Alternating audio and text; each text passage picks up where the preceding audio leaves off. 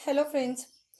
आज का वीडियो काफ़ी इम्पोर्टेंट है क्योंकि आज हम डिस्कस करने जा रहे हैं क्लास ट्वेल्थ का फर्स्ट पार्ट। क्योंकि क्लास ट्वेल्थ में 3 बुक्स चलती हैं और फर्स्ट बुक जो है हमारी इंडियन थीम्स की जो पहली बुक है उसको आज हम इस पूरे वीडियो में जो है ख़त्म कर देंगे। सबसे पहला चैप्टर जो हम डिस्कस करेंगे वो है हमारा bricks beads and bones. Second है हमारा kings farmers and towns, kingship caste and class and thinker believes and building. ये 4 चैप्टर है इस फर्स्ट पार्ट में एंड हम इसको एक सिंगल वीडियो में बाय फुल एक्सप्लेनेशन एमसीक्यूज भी देखते चलेंगे। फुल एक्सप्लेनेशन के साथ इसको हम करेंगे और एक ही शॉट में हम पूरा जो है चैप्टर को एक्सप्लेन कर देंगे। फिर I will come with next video जहाँ पे हम सेकेंड बुक और फिर थर्ड बुक को जो है हम डिस्कस करेंगे। उसके बाद हम पॉलिटी का सेक्शन स्टार्ट करेंगे। तो प्लीज़ आप वीडियो को, अगर आप नए सब्सक्राइबर तो प्लीज़ वीडियो को सब्सक्राइब कर दीजिएगा एंड शेयर कर दीजिएगा अपने फ्रेंड्स के साथ ताकि वो भी इस इन्फॉर्मेशन को, इस चैप्टर की समरी को अच्छे से पढ़ सकें। चलिए वीडियो को शुरू करते हैं। तो सबसे पहला चैप्टर जो है थीम 1 आप लोग स्क्रीन पर देख रहे होंगे। प्लीज़ सबसे इंपॉर्टेंट चीज़ है कि जैसे मैं आपको बताऊंगी आप प्लीज़ अपनी बुक में उन चीज़ों को अंडरलाइन करते हुए चलिएगा, फिर बाद में आप उसको रिवाइज करके अपनी नोट्स प्रिपेयर कर सकते हो। तो चलिए स्टार्ट करते हैं फर्स्ट चैप्टर को, जो कि है bricks beads and bones. Okay, bricks beads and bones ये हमारा पहला चैप्टर है, द हरप्पन सिविलाइजेशन। सबसे पहले जानते हैं हरप्पन सिविलाइजेशन को 2 नाम से जाना जाता है। एक इसको इंडस वैली सिविलाइजेशन के नाम से भी जाना जाता है। तो इसके साथ कंफ्यूज मत होइएगा कभी भी कि हरप्पन कहा तो इंडस क्या है। ठीक है, तो दोनों ही चीज़ें सिमिलर है, तो इनके दो नेम्स हैं। अब बात कर लेते हैं हरप्पन सील्स की। Harappan seal is possibly most distinctive artifact of Harappan or Indus Valley civilization, made up of stone called ciliotite seals like this one be often animal motif and सबसे पहले देखो मैं आपको समरी बताऊंगी, लाइन टू लाइन में पढ़ने नहीं जा रही हूँ। प्लीज सबसे पहले समरी देखते हैं। इसमें क्या दिया है कि हरप्पन सील, सील का एक्चुअल में क्या मीनिंग होता है। सील मतलब होता है एक टाइप ऑफ साइन, किसी भी तरीके की एक साइन। आपको यहाँ पे स्क्रीन पर दिख रहा होगा कि एक एनिमल का मोटिव बना हुआ है। मोटिव मतलब उसकी जो है एक मूर्ति बनी हुई है एंड ये कुछ साइंस बने हुए हैं। इसको हम बोलते हैं सील। ओके, जब हम किसी में भी जैसे हर जगह पे सील लगती है, मुहर जिसको हम बोलते हैं, वो इसको बोला जाता है। ठीक है, और इसके बारे में कुछ प्रोडक्ट्स के बारे में बताया गया है कि कैसे हरप्पा से हमें क्या क्या चीज़ें मिली हुई हैं। जैसे हमें वहाँ से जो है ornaments, tools, seals, pots, houses के जो लोकल चीज़ें हैं वो सारी चीज़ें हमें मिली हुई हैं। अब बात कर लेते हैं सबसे important terms, places and time की। यहाँ पे आपको क्लियरली बता दिया गया है कि हरप्पन सिविलाइजेशन को जो है, 1 सेकेंड, यहाँ पे आपको बता दिया गया कि जो हरप्पन सिविलाइजेशन है उसको हम हरप्पन या इंडस वैली सिविलाइजेशन दोनों के नाम से ही कह सकते हैं। Archaeologist use the term culture for a group of object distinctive in style and that is usually found together within a specific geographical and period of time. Okay, अब आपसे देखो 2 मार्कर्स यहाँ से बन सकता है कि आर्कियोलॉजिकल की डेफिनेशन बताइए जो उन्होंने कल्चर के लिए दिया हुआ है। कल्चर की क्या डेफिनेशन हो सकती है एक्चुअली, वो आपसे यहाँ पे पूछ रहे हैं। तो कल्चर की डेफिनेशन आपको क्लियर दी हुई, प्लीज़ आप इसको अंडरलाइन कर लीजिए। For a group of distinctive style and these are usually found together with a specific geographical area and period of time. यानी एक पीरियड ऑफ टाइम में, एक लिमिटेड एरिया में जो भी ऑब्जेक्ट मिलते हैं, जो भी डिस्ट्रिक्टिव स्टाइल की चीज़ें मिलती हैं उसे हम कल्चर बोलते हैं। यानी हम उसको उस जगह के कल्चर के नाम से जानते हैं। अब आता है हमारा इंपॉर्टेंट चीज़ यहाँ पे क्या है कि जो हरप्पन सिविलाइजेशन थी उसका मेच्योर हरप्पन का टाइम पीरियड क्या है। तो 2600 से लेकर के 1900 BC तक का जो टाइम पीरियड है वो मेच्योर हरप्पन का टाइम पीरियड माना जाता है। और इसके बाद अब कुछ भी इसमें ज़्यादा इंपॉर्टेंट नहीं है, बस ये है कि अफगानिस्तान, जम्मू, बलूचिस्तान, गुजरात, ये सब कुछ एरियाज थे जहाँ पे हरप्पन सिविलाइजेशन जो थी वो एक्सटेंडेड थी। ओके, मूव करते हैं नेक्स्ट पेज पे। यहाँ पे आपको जो है कुछ मैप पे क्वेश्चन दिए गए हैं। यहाँ पे छोटे छोटे देखो, ये जो टर्म्स हैं ये बहुत छोटे छोटे सेटलमेंट को, आपको हरप्पन सिविलाइजेशन के छोटे छोटे सेटलमेंट को दिखाया गया है। प्लीज़ आप इसको मैप से एक बार गो थ्रू हो लीजिएगा क्योंकि ये इंपॉर्टेंट है। अब बात कर लेते हैं बिगनिंग की। ओके, बिगनिंग से हम स्टार्ट करते हैं, जो कि हमारा फर्स्ट पॉइंट है। यहाँ पे दिया हुआ है बिगनिंग्स। बिगनिंग मतलब जब उनकी स्टार्टिंग कहाँ से, क्या किस तरीके की होती है। तो there were several archaeological culture in Rhine of period of mature Harappan. These cultures were associated with distinctive pottery, evidences, culture and pastoralism. यहाँ पे आपको पहले pastoralism का मतलब बता दें। pastoralism मतलब होता है जो पशुपालक होते हैं, जो किसी तरीके के एनिमल्स को पालते हैं, उन्हें हम बोलते हैं pastoralism. ओके, तो एग्रीकल्चर करते थे, एविडेंसेस मिले एग्रीकल्चर के, पॉटरी बनाने के, pastoralism के। ओके, एंड सम क्राफ्ट भी मिले हुए हैं। तो ये सब चीज़ थी। अब यहाँ पे एक और चीज़ दी हुई है कि कुछ हरप्पन जो ओल्ड सिविलाइजेशन थी, यानी जो लेट थी, जो पहले आई, वो जो है early Harappan, mature Harappan and let Harappan, 3 phases है हड़प्पन सिविलाइजेशन के। तो जो लेट थी, सॉरी, जो अर्ली थी और जो मैच्योर थी, दोनों की सेटलमेंट ऑलमोस्ट सिमिलर है, यानी वो एक ही एरिया को कवर अप करते हैं। तो यहाँ पे ये चीज़ देखने को मिलती है। इंपॉर्टेंट टर्म्स हम देखेंगे। अब हम बात करते हैं तो हड़प्पन की एक बहुत वाइड हिस्ट्री मिली है जो है खाने पीने की भी, मतलब वो क्या चीज़ें खाते थे। जैसे हम देखें यहाँ पे स्ट्रैटेजीज, उनकी जो सबसिस्टेंट स्ट्रैटेजी मतलब होता है प्रोडक्शन की स्ट्रैटेजी, क्या चीज़ें वो अपने जीवन यहाँ पर अपनी लाइवलीहुड को कैरी आउट करने के लिए क्या क्या चीज़ें वो करते थे। तो यहाँ पे दिया है प्रोडक्ट्स जो वो खाते थे, जैसे फिश खाते थे वो लोग, ठीक है, एनिमल्स लार्ज नंबर में, प्लांट्स को भी लार्ज नंबर में खाते थे। तो ये चीज़ें दी हुई हैं। अब यहाँ पे 2 टर्म्स और आपको आ सकते हैं एग्जाम में, दैट आर्कियोबोटानिस्ट एंड आर्कियोजूलॉजिस्ट में डिफरेंसेस बताइए। सो सबसे पहले जान लेते हैं आर्कियोबोटानिस्ट जो होते हैं, जो ग्रेन्स यानी जो है एग्रीकल्चर से रिलेटेड मटेरियल से डील करते हैं, उन्हें हम बोलते हैं आर्कियोबोटानिस्ट। एंड जो हमारे जो है एनिमल से या उनकी बोन से रिलेटेड, उनके फॉसिल से बात करते हैं, उन्हें हम कहते हैं आर्कियोजूलॉजिस्ट। तो दोनों टर्म्स एकदम क्लियर है। अब देखते हैं क्या क्या चीज़ें प्रोडक्शन में मिली थी। तो लेंटिल्स, शीपिक्स, सीजैम, मिलेट्स, ये सारी चीज़ें जो है वो मिलेट्स कहाँ पे मिली थी, तो गुजरात में मिली थी। ये सब इंपॉर्टेंट इन्फॉर्मेशन यहाँ पे दी हुई है। अब बात कर लेते हैं डोमेस्टिकेटेड एनिमल्स की। तो काऊ, बफेलो, पिग, सीप, ये सब कुछ एनिमल्स थे जिनको लोग डोमेस्टिकेट करते थे, जिनको लोग पालते थे। एंड कुछ जंगली यानी वाइल्ड एनिमल्स का भी यूज़ लोग करते थे अपने पर्पजेस के लिए। अब आ जाते हैं 2.1 पे, दैट इज एग्रीकल्चर टेक्नोलॉजीज। अब क्या मतलब वो एग्रीकल्चर करने के लिए किस तरीके की टेक्नोलॉजीज का प्रयोग करते थे, क्या टूल्स थे, क्या तरीके थे जिससे वो प्रोडक्शन करते थे। तो प्रिवेलेंस की बात करें तो वहाँ पे सबसे पहले सबसे इंपॉर्टेंट चीज़ ये है कि जो ब्रॉडकास्ट ऑफ, देखो यहाँ पे ब्रॉडकास्ट ऑफ सीड्स, ओके। सो यहाँ पे देखते हैं सबसे इम्पोर्टेंट चीज़ है कि वो उन सीड्स को कैसे मतलब उसको जो है डालते थे ज़मीन पे, तो ब्रॉडकास्ट करते थे। ब्रॉडकास्ट मतलब उसको बिखेर देते थे ज़मीन पे वो लोग जो है। उसके बाद यह इंडिकेट बुल, देखो यहाँ पे एक टेराकोटा स्कल्पचर मिला है, ये जो आपको दिखाई दे रहा है ये टेराकोटा। टेराकोटा क्या होता है, टेराकोटा का मीन्स होता है पकी हुई मिट्टी की बनी चीज़ें, ऐसी मतलब जो मूर्तियाँ बनती थी, जो चीज़ें बनती थी, जो उनको बनाने के बाद उसको पका दिया जाता था, उसको हम बोलते हैं टेराकोटा। तो टेराकोटा का जो एक बुल भी मिला है जो कि मैंने आपको दिखाया है यहाँ पे। तो ये जो है ये कुछ बताता है कि हाँ उस टाइम पे लोगों को बुल के बारे में पता था। इसका मतलब जब वो एग्रीकल्चर में प्लगिंग करते थे तो बुल का यूज़ करते थे, क्योंकि उस टाइम पे कुछ ऐसे धारदार हथियार तो होते नहीं थे कि कोई जो है आयरन की कोई चीज़ वो यूज़ करते हो फॉर प्लगिंग एंड अदर चीज़ के लिए। Moreover terracotta model of plug has been found the sites of Cholistan and Banawali. ये चीज़ें आप याद रखेंगे कहाँ पे क्या चीज़ें मिली थी, ठीक है। एक सेकंड में थोड़ा सा और इसको हाँ जूम कर लेती हूँ फिर आपको बताया। हाँ, तो चलिए देखते हैं। तो यहाँ पे देखो चोलिस्तान और बनौली में जो है टेराकोटा की जो ये इमेज मिली है ये उन रीजन से मिली है, इसका मतलब है लोग उसके बारे में जानते थे।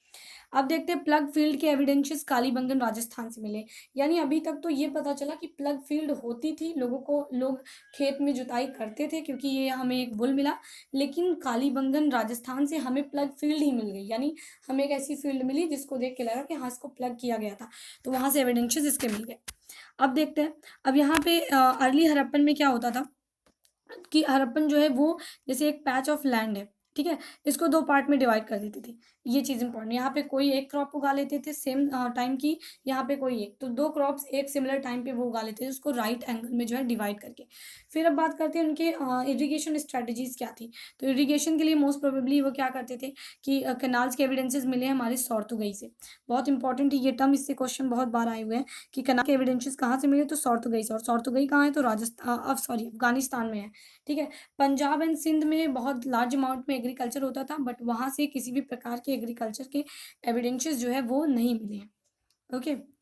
सो अब बात कर लेते हैं थर्ड टॉपिक की, that is Mohenjodaro A planned urban centre, ठीक है। मोहनजोदारो, यहाँ पे 2 इंपॉर्टेंट कंसेप्ट दिया हुआ है मोहनजोदारो के बारे में। मोहनजोदारो वेल नोन साइट थी, एंड यहाँ पे आपको दिया हुआ है Mohenjodaro is the most well known site and Harappa was the first discovered site. तो ये चीज़ आप याद रखेंगे, हड़प्पा सबसे पहले डिस्कवर्ड साइट थी और मोहनजोदारो जो है मोस्ट इंपॉर्टेंट साइट थी, यानी बहुत ज़्यादा लोग इसके बारे में जानते हैं क्योंकि वहाँ से एविडेंसेस बहुत सारे मिले। अब यहाँ पे दिया है कि यूनिक फीचर, हड़प्पा का यूनिक फीचर क्या था, तो यूनिक फीचर था वहाँ का अर्बनाइजेशन, और उनका जो डिस्टिंक्टिव फीचर था वो था उनका, आपको यहाँ से एक टेक्निक मैं बता देती हूँ। अर्बन, ठीक है, अर्बन से हम याद रखेंगे यूनिक फीचर, क्योंकि दोनों ही जो है यू से पढ़ते हैं। और हम याद रखेंगे डिस्टिंक्टिव से, कि अगर कोई भी पूछ लिया कि डिस्टिंक्टिव फीचर्स क्या थे, तो उसमें हम बता देंगे कि उनका जो ड्रेनेज सिस्टम था, यानी जो उनके यहाँ जो नाले बने हुए थे वो जो है क्या था वहाँ का मोस्ट इम्पॉर्टेंट यानी डिस्टिंक्टिव फीचर था। तो डी से ड्रेनेज और डी से डिस्टिंक्टिव फीचर, तो ये हो जाएगा। एंड यू से यूनिक, तो यू से अर्बनाइजेशन। तो ये आपकी टेक्निक है, आप वहाँ पे याद कर सकते हो। अब इनके सेटलमेंट में बात करेंगे तो दो तरीके के सेटलमेंट देखने को मिलते हैं। यहाँ पे सबसे पहले है कि एक सेटलमेंट होता था जो स्मॉलर होता था बट हायर होता था, दूसरा होता था लार्जर होता था बट वो क्या होता था, लोअर होता था। अब इन दोनों के नेम देख लेते हैं। देखो, दो प्रकार के सेटलमेंट थे, एक का नाम था लोअर टाउन, ओके, जो आपको यहाँ पे दिया हुआ है, और दूसरे का नाम था सिटाडेल। ठीक है, lower town and Citadel. Lower town जो है ये वॉल्ड एरिया होता था जहाँ पे जनरली लोग रहते थे। ठीक है, लोग मतलब जो कॉमन पीपल थे वो वहाँ पे रहते थे। और जो सिटाडल था ये पब्लिक पर्पजेस के लिए, जैसे यहाँ पे मार्केट लगती थी सिटाडल में जो है वेयर हाउसेस मिले, सिटाडल में बहुत प्रोफेशनल लोग रहते थे, छोटी craft industries and production citadel में होता था। और जो रेजिडेंस था वो कहाँ था लोगों का, वो लोग लोअर टाउन में था, यानी रहने के लिए लोग लोअर टाउन में जाते थे। और जो उनका पब्लिक चीज़ें, जो पब्लिक मार्केटाइजेशन, जो पब्लिक प्रोडक्शन होता था वो सब सिटाडेल में होता था। तो ये एक बेसिक सा जो है आपको यहाँ पे डिफरेंस देखने को मिलेगा। अब lower town has lower town was also walled. ठीक है, वॉल्ड, वॉल्ड मतलब क्या होता है, वॉल्ड मतलब फोर्टिफिकेशन। जैसे पहले जब छोटी छोटी जो बिल्डिंग्स होती थी, मान लो ये कोई बिल्डिंग है, इनको जो है वॉल्ड किया जाता था प्रोटेक्शन के लिए, ताकि दूसरी जगह के लोग हमारी जगह पर ना पाए, हमारे पर हमला ना कर पाए, इसलिए इनको फोर्टिफाइड किया जाता था। या फिर कह सकते हैं दूसरे सेटलमेंट से जो है इनको अलग करने के लिए, सेपरेट करने के लिए जो है इनको वॉल किया जाता था। तो सिटाडेल एंड लोअर टाउन दोनों ही वॉल्ड एरियाज थे। ओके, अब यहाँ पे क्या होता था, मोबिलाइजेशन, यानी पहले प्लेटफॉर्म बनाए। फॉर एग्जांपल हमें जो है यहाँ पे ये पूरे एरिया में हमें घर बनाना है। ठीक है, अब यहाँ पे पहले हम प्लेटफॉर्म बना लेते थे एक कागजी तौर पे कि यहाँ पे हमारा वॉशरूम रहेगा, यहाँ पे हमारा किचन रहेगा, ये हमारा जो है यार्ड रहेगा। फिर यहाँ पे जो है हमारे जो पैसेंजर्स हैं उनके लिए जो छोटे छोटे यहाँ पे जो है वेल्स बनाए जाएंगे। एंड पूरे हाउस का पहले एक बार प्लेटफॉर्म बन जाता था, फिर बाद में उसी के अकॉर्डिंग हम घर बनाते, जिसको अभी के हम टाइम में बोले तो हम लोग बोलते हैं पहले नक्शा बन जाता है, फिर उसके ऊपर हम बिल्डिंग बनाते हैं घर की। तो सिमिलर चीज़ें वहाँ पर भी होती थी, और इसके लिए लोगों को मोबिलाइज किया जाता था, यानी लोगों को इकट्ठा किया जाता था, बहुत सारे मजदूरों को, लोग एक साथ आते थे, फिर वो एक दूसरे का जो है वो जो है घर वगैरह कंस्ट्रक्ट करते थे। एंड मोस्ट इंपॉर्टेंट चीज़ क्या है कि पहले जो है रोड बनाई जाती थी। ठीक है, पहले रोड बनाई जाती थी, फिर रोड के साइड में जो है ड्रेनेज यानी नालियाँ बनाई जाती थी। उसके बाद जो है वहाँ पे तब हाउसेस बनने शुरू होते थे इनके साइड में। तो आप सोच सकते हैं कि कितने एडवांस थे हड़प्पन जो सिविलाइजेशन के लोग थे, कि उन्हें रोड की इंपॉर्टेंस पता थी, उन्हें ड्रेनेज की इंपॉर्टेंस पता थी, वो हाइजीन मेंटेन करते थे, जिसकी वजह से पहले वो सभी इंपॉर्टेंट चीज़ों को बना लेते थे, फिर वो हाउसेस का कंस्ट्रक्शन शुरू करते थे। अब यहाँ पे दिया सबसे इम्पोर्टेंट है जो कि बिल्डिंग एक्टिविटी में यूज़ होने वाला ब्रिक। क्योंकि जो ब्रिक्स थे उनके लिए एक स्टैंडर्डाइज रेशियो होता था। सबसे पहले जानते हैं कि ब्रिक्स सन ड्राइड होते थे या बैग्ड होते थे। सन ड्राइड यानी धूप में सुखाए गए, और दूसरे थे बैग्ड यानी आग में पकाए गए जो ईंटें होते थे उनका प्रयोग होता था। उनके लिए एक स्टैंडर्डाइज रेशियो था, जिसमें था where the length and breadth were the 4 times and twice the height respectively। ठीक है, यहाँ पे दिया हुआ है कि जो लेंथ थी और जो ब्रेथ थी वो 4 times और दुगनी थी हाइट की। ठीक है, ये चीज़ इंपॉर्टेंट है। तो यहाँ पे आपको स्टैंडर्डाइज रेशियो जो है वो पता होना चाहिए। अब आता है लेइंग आउट ड्रेन्स। अब ड्रेन्स की बात कर लेते हैं। सो हड़प्पन में मैंने बताया कि यहाँ पे देखो आपको दिया हुआ डिस्टिंक्टिव फीचर क्या था कि वहाँ पे ड्रेनेज सिस्टम था, और यूनिक फीचर था अर्बनाइजेशन।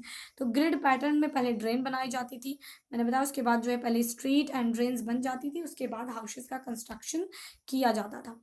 ओके ओके, सो आते हैं नेक्स्ट टॉपिक पे। अब देखते हैं डोमेस्टिक आर्किटेक्चर को, यानी लोगों के घर किस तरीके के होते थे। तो सबसे पहले आपको बता दें, मैं देखो यहाँ पे लाइन टू लाइन नहीं पढ़ूंगी, आपको बता दें। यहाँ से मान लो ये जो है गेट था, लेकिन गेट से इनके घर का पूरा अभी हम जब घर बनवाते हैं तो हम अगर किसी भी आदमी के जो है किसी भी पर्सन के घर में जाते हैं तो उनके गेट से जब हम उनके घर के मेन गेट पे पहुंचते हैं तो वहां से उनके पूरे घर का इंटरनल व्यू हमें मिल जाता है। लेकिन उस टाइम पे प्राइवेसी बनती थी, जिसकी वजह से पहले यहाँ से गेट होता था, फिर कुछ यहाँ जा करके तब यहाँ पे दूसरा गेट होता था, जिसके बाद हम घर का जो है होल व्यू पा सकते हैं, यानी पूरे घर के बारे में हमें जानकारी मिलती थी। यहाँ केवल एक गेट से हमें घर की पूरी इन्फॉर्मेशन नहीं मिलती थी। तो ऐसा क्यों होता था, क्योंकि वो प्राइवेसी बनाना चाहते थे, अपनी चीज़ों को वो प्राइवेट रखना चाहते थे, शेयर नहीं करना चाहते थे। फिर जो उनके वेल घरों में बने होते थे वो एक ऐसी जगह पे बने होते थे जहाँ से बाहर आने जाने वाले लोग भी उन वेल का यूज़ कर सके।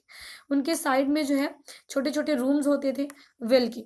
और उसके बाद जो सबसे इम्पोर्टेंट है कि घर में जो यार्ड होता था, जो आँगन होता था घर का, वो जो है कंट्री यार्ड, सॉरी हाँ, कोर्टयार्ड जो होता था, उसका प्रयोग जो है सेंट्रल कुछ एक्टिविटी जैसे कुकिंग के लिए, वीविंग के लिए और लुकिंग जो है कुकिंग, यानी जब गर्मी ज़्यादा पड़ती तो लोग वहाँ पे कुकिंग करते थे, वीविंग करते थे। जो घरों की औरतें होती थी, वो अपना काम वहाँ पे करती थी। ठीक है? तो मोस्ट प्रोबेबली इसलिए उनके घर का जो है पूरा स्ट्रक्चर इस तरीके से बनता था। और लगभग 700 जो है वेल्स मोहनजोदाड़ो से मिले हुए हैं। ये भी एक इम्पॉर्टेंट एस्पेक्ट है। ये है आपको एक घर का स्ट्रक्चर दिया गया है, जहाँ पे आप देख सकते हो कि किस तरीके से जो है, यहाँ पे आप देखेंगे जो कि पहला गेट है। लेकिन आपको यहाँ से पूरे घर का व्यू नहीं मिलेगा। आप यहाँ से अंदर जाएँगे, फिर उसके बाद आपको जो है साइड में आप यहाँ आएँगे, तब आपको इस पूरे घर का व्यू मिलेगा। तो ये प्राइवेसी मेंटेनेंस के लिए लोग जो है वो किया करते थे। अब आ जाते हैं हम सिटाडेल के बारे में, स्पेसिफिकली कुछ इन्फॉर्मेशन दी हुई है। मैंने बताया सिटाडेल जो है वो इम्पोर्टेंट होता था क्योंकि वो पब्लिक प्लेसेस के लिए यूज़ होता था। वहाँ पे लोग गैदर होते थे, जहाँ पे जो है वेयर हाउसेज़ होते थे। ठीक है? और ग्रेनरीज होती थी लोगों की, जहाँ पे वो चीज़ें रखी जाती थी। वेयर हाउसेज जो है वो पॉइंट लाइक स्ट्रक्चर में वुड का, उनका जो अपर पोर्शन होता था घर का, वो वुड का बना होता था। और ग्रेट बाथ की बात करें तो इसको जो है कुछ रिचुअल, यानी कुछ पूजा या धर्म से जुड़ी चीज़ों के लिए यूज़ किया जाता था। ठीक है? तो ये पूरा यहाँ पे जिप्सम का ये बना हुआ था। जिप्सम आप पढ़े होंगे।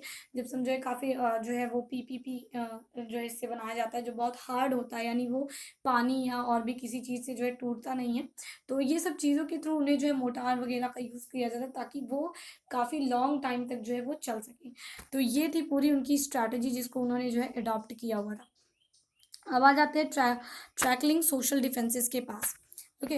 अब यहाँ पे बुरियल्स की बात करेंगे। देखो, अब हम कुछ एविडेंसेस का यूज़ करके ये पता करने की कोशिश करेंगे कि उस टाइम पे सोशल डिफेंसेस थे या नहीं। यानी जैसे अभी इस टाइम पे कास्टिज्म बहुत ज़्यादा चलता है, लोग कास्ट के बेसिस पे डिस्क्रिमिनेशन करते हैं, रिलीजन के बेसिस पे डिस्क्रिमिनेशन करते हैं।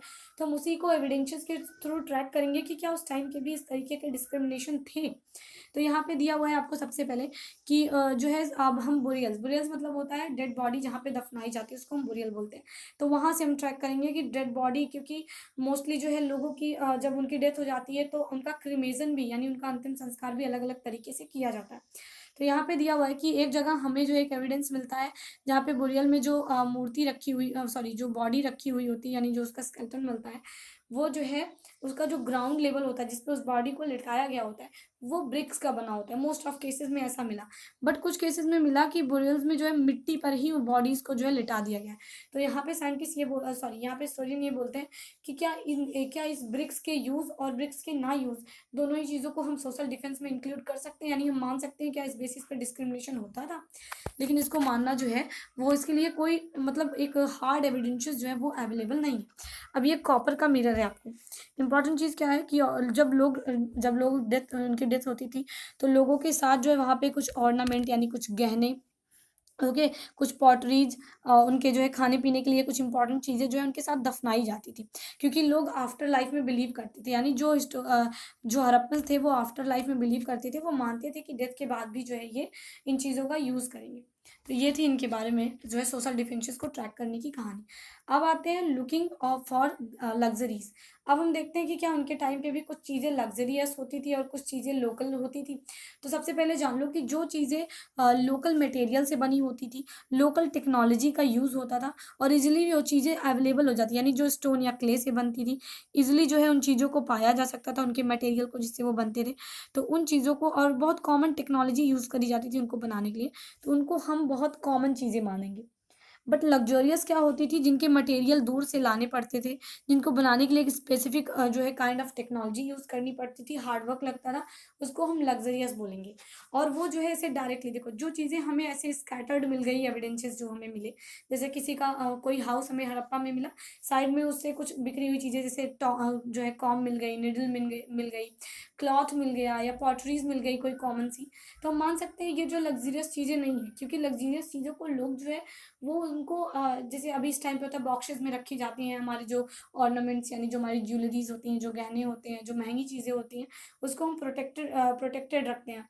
तो उसी तरीके से उस टाइम पे भी माना जाता है कि जो चीज़ें जो है ज़्यादा इंपॉर्टेंट थी, लग्जरियस थी, उनको जो है अलग जगहों पर सुरक्षित रखा जाता था। तो लग्ज़रियस में आपको एविडेंस मिला है एक फाइन स्पॉट का, जहाँ पे फाइन स्पॉट को जो है बनाने के लिए एक मटेरियल यूज़ होता था, जिसमें सिलिका को मिक्स करा जाता था कलर्स के साथ और गम डाल करके फिर इसको आग में जलाया जाता था। उसके बाद जो है ये फाइंस का पॉट बनता था, जो ईज़िली टूटता नहीं था, काफ़ी ज़्यादा ठोस होता था एंड इसमें हार्ड टेक्नोलॉजीज़ लगती थी और इसको लग्ज़रियस माना गया है। ठीक है? तो ये चीज़ यहाँ पे हमें मिलती है।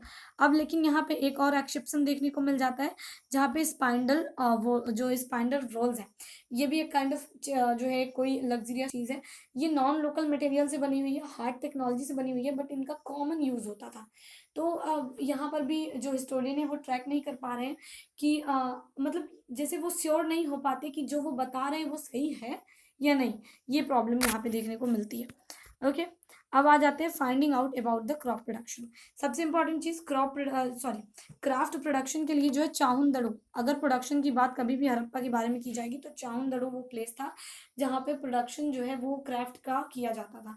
यानी अगर पॉटरीज, ऑर्नामेंट्स, सील्स बनाना और भी जो तरीके की चीज़ें, मेटल वर्क करना, मेटल जो है मेटल की शील मेकिंग करना, मेटल वर्किंग करना, वेट मेकिंग करना, सिल्क कटिंग करना, सारी जो प्रोडक्शन की एक्टिविटीज़ थी वो चाहुन-दरो में होती थी। चाहुन-दरो 7 हेक्टेयर का था और 125 हेक्टेयर का मोहनजोदारो था। बट दोनों में चाहुन-दरो काफ़ी ज़्यादा आगे था। मतलब भले ही वो कम एरिया को ऑक्यूपाई करता था, बट उसकी लीगली जो पोजीशन थी वो काफ़ी ज़्यादा हाई थी than Mohenjodaro. Variety of material use होता था, जैसे jasper, crystal, quartz, steatite metals, copper, bronze, gold, shell, faience, terracotta, burnt clay, ये सारी चीज़ें जो है इनका प्रयोग होता था वहाँ पे चीज़ों को बनाने के लिए। चीज़ों की साइज़ भी देखी जाती थी कि वो जो है डिस्क लाइक होंगी। ओके, जैसे ये कुछ स्ट्रक्चर होता है डिस्क डिस्क लाइक, सिलिंड्रिकल यानी वो किस तरीके की बनेंगी, या फिर वो छोटी-छोटी मतलब जो है स्फेरिकल होंगी। इस तरीके के उनके शेप भी डिसाइड करे जाते थे। और उनके मटेरियल मैंने आपको बताया कि क्या-क्या जैस्पर वगैरह का यूज़ करके उनको बनाया जाता था। डिज़ाइन फिर उनको जो है उनको उनकी प्रिंटिंग करना उन चीज़ों की। जैसे आप यहाँ पे देख सकते हो ये क्राफ्ट की जो है पोएट्री है। जहाँ पे यहाँ पे देखिए आप छोटी-छोटी यहाँ पे डिज़ाइन्स बनाई गई हैं। तो इनको करने में भी काफ़ी ज़्यादा टाइम जो है वो स्पेंड होता था और टेक्नोलॉजी का भी यूज़ किया जाता था। अब बात कर लेते हैं हम स्टीलियोटाइट की। स्टीलियोटाइट एक काइंड ऑफ स्टोन होता है जो कि बहुत सॉफ्ट होता था। तो स्टीलियोटाइट को जो है उसको जो है कई तरीके के शेप में बदला जा सकता था। ओके, अब आ जाते हैं नेक्स्ट टॉपिक पे। यहाँ पे दिया हुआ है कि कुछ नोड्यूल्स होते जैसे कुछ ऐसी चीज़ें होती थी, फॉर एग्जांपल हमने ये मटेरियल एक है, उसको हम जो है पहले इसकी छोटे-छोटे टुकड़ों में इनको तोड़ देते थे, फिर इनको फायर में डालते थे, फिर पका करके फिर इनमें जो है कलर लगाते थे, फिर डिज़ाइंस बनाते थे। तो इस तरीके की बहुत सारी टेक्नोलॉजीज़ का यूज़ करके जो है हम चीज़ों को तैयार करते थे, इसलिए उनको बहुत ज़्यादा टेक्नोलॉजिकल और लग्ज़रियस भी माना जाता है। अब बात कर लेते हैं हम यहाँ पे सबसे इम्पोर्टेंट है धोलावीरा, लोथल एंड चांदोड़। एक सेकेंड। धोलावीरा, लोथल एंड चांदोड़ ये सब स्पेशलाइज्ड सेंटर थे ड्रिलिंग के। क्वेश्चन आ सकता है कि ड्रिलिंग के स्पेशलाइज्ड सेंटर्स का नाम बताओ। तो ये तीनों ही प्लेसेस चांदोड़, लोथल एंड धोलावीरा तीनों सेंटर्स थे जहाँ पे जो है वो ड्रिलिंग करी जाती है। ड्रिलिंग मतलब होता है जैसे मान लो ये वॉल है या ये कोई मटेरियल है, इसमें जो है ये जो इसमें मतलब जो इसमें जो है होल किया जाता है उसको हम बोलते हैं ड्रिलिंग करना। ओके, अब आते हैं नागेश्वर एंड बालाकोट के बारे में बात कर लेते हैं। नागेश्वर एंड बालाकोट जो है ये ये जो है नियर अबाउट कोस्ट के, यानी ये यहाँ पे आपको जो है जब गुजरात का आप मैप देखोगे तो यहाँ कहीं नागेश्वर पड़ता है और यहाँ कहीं बालाकोट, तो ये पोर्ट थे उस टाइम पे ट्रैवल करके दूसरी जगहों पे जाने के लिए ये जो है उनके पोर्ट माने जाते थे। अब आ जाते हैं इम्पॉर्टेंट चीज़, जस्ट वेट 1 मिनट। अब ये जो नागेश्वर एंड बालाकोट है ये दोनों चीज़ें जो है बेंगल्स बनाने के लिए, लैडर्स बनाने के लिए, यानी सेल ऑब्जेक्ट को भी यहाँ पे बनाया जाता था नागेश्वर एंड बालाकोट के प्लेस पर। और छोटे सेटलमेंट से चीज़ों को बना करके बड़े सेटलमेंट तक कैरी किया जाता था। जैसे आप देखते हैं कि जैसे कहीं छोटे छोटे गाँव में चीज़ें बनती हैं फिर उनको मार्केट में हम लेके जाते हैं, तो मार्केट एक बड़ा सेटलमेंट हो गया, गाँव एक छोटा सेटलमेंट हो गया। तो क्योंकि मार्केट में बहुत सारे लोग आते हैं खरीदने के लिए, तो वहाँ पे आपकी चीज़ें जो है वो बिक सकती हैं। इसलिए चाउंदरो, लोथल में प्रोडक्शन किया जाता था, फिर उनको हड़प्पा और मोहनजोदाड़ो जैसे एरियाज़ में लेके जाया जाता था बेचने के लिए। अब आते हैं सेंटर्स कैसे पता चलते हैं हमें, उसके बारे में बात करते हैं। तो देखो जहाँ कहीं भी प्रोडक्शन होता था वहाँ पे कुछ छोटी छोटी चीज़ें जो है वो टूट करके गिरती थी, उनकी कटाई, उनकी ड्रिलिंग में जो छोटे छोटे प्रोडक्शन एक्टिविटीज़ में जो चीज़ें टूट करके गिरती थी, उनसे हमें पता चलता था कि हाँ इस प्लेस को जो है इस चीज़ के लिए यूज़ करा जाता था। तो इस तरीके से हम उनके प्रोडक्शन के बारे में जो है पता कर पाते हैं। अब आता है स्ट्रेटजीज फॉर प्रोक्योरिंग मटेरियल। अब मटेरियल्स को प्रोक्योर यानी मटेरियल को फाइंड आउट करने की क्या स्ट्रेटजीज थी, कैसे वो अलग अलग जगह से, क्योंकि अब ऐसी चीज़ तो है नहीं कि सभी चीज़ें एक ही जगह पे अवेलेबल है। यानी हड़प्पा में ही सोना हो, हड़प्पा में ही जो है आयरन मिल जाए, हड़प्पा में ही कोल मिल जाए, सारी चीज़ें तो हड़प्पा में अवेलेबल नहीं थी। उन्हें अलग अलग कंट्रीज से, अलग अलग एरियाज से जो है चीज़ों को इकट्ठा करना पड़ता था। तो हम देखेंगे उनकी स्ट्रेटजीज कि वो किस तरीके से जो है इन चीज़ों को लाते थे। ठीक है, तो सबसे इंपॉर्टेंट है कि वो बुलक कार्ट का यूज़ करते थे, क्योंकि हमें टेराकोटा मॉडल ऑफ कार्ट मिला है तो हम जानते हैं कि वो बुलक कार्ट का यूज़ करते थे। फिर रिवर राइन रूट का यूज़ करते थे, रिवर के थ्रू काफ़ी लॉन्गेस्ट डिस्टेंस को ट्रेवल करने के लिए। फिर वो जो है सी रूट का भी यूज़ करते थे अदर एरियाज़ में जाने के लिए, जैसे दिलमुन आइलैंड पे या मेसोपोटामिया से चीज़ों को लेने के लिए, मगन यानी ओमान जाने के लिए वो जो है सी रूट का भी यूज़ करते थे। तो ये कुछ तरीके थे जिनके थ्रू वहाँ तक पहुँचते थे। अब मटेरियल्स क्या क्या हैं जिसको वो लेते थे। अब सब कॉन्टिनेंट एंड बियॉन्ड यानी अपने ही कंट्री में से किस किस जगह से वो मटेरियल प्रोक्योर करते थे वो देखते हैं। तो यहाँ पे आप इसको एक जो है आप एक टेबल बना लीजिए, सबसे इंपॉर्टेंट रहेगा और आपको इजीली याद भी हो जाएगा। जैसे आपने लिखा यहाँ पे सोर्तुगई, यहाँ पे आप लिखेंगे प्लेस, उसके बाद आप लिखेंगे मटेरियल, क्या मटेरियल उनको सोर्तुगई से मिलता था। एंड यहाँ पे लिखेंगे कि सोर्तुगई किस एरिया में आती है, यानी कंट्री क्या है वो, या प्रेजेंट टाइम में वो किस स्टेट में है।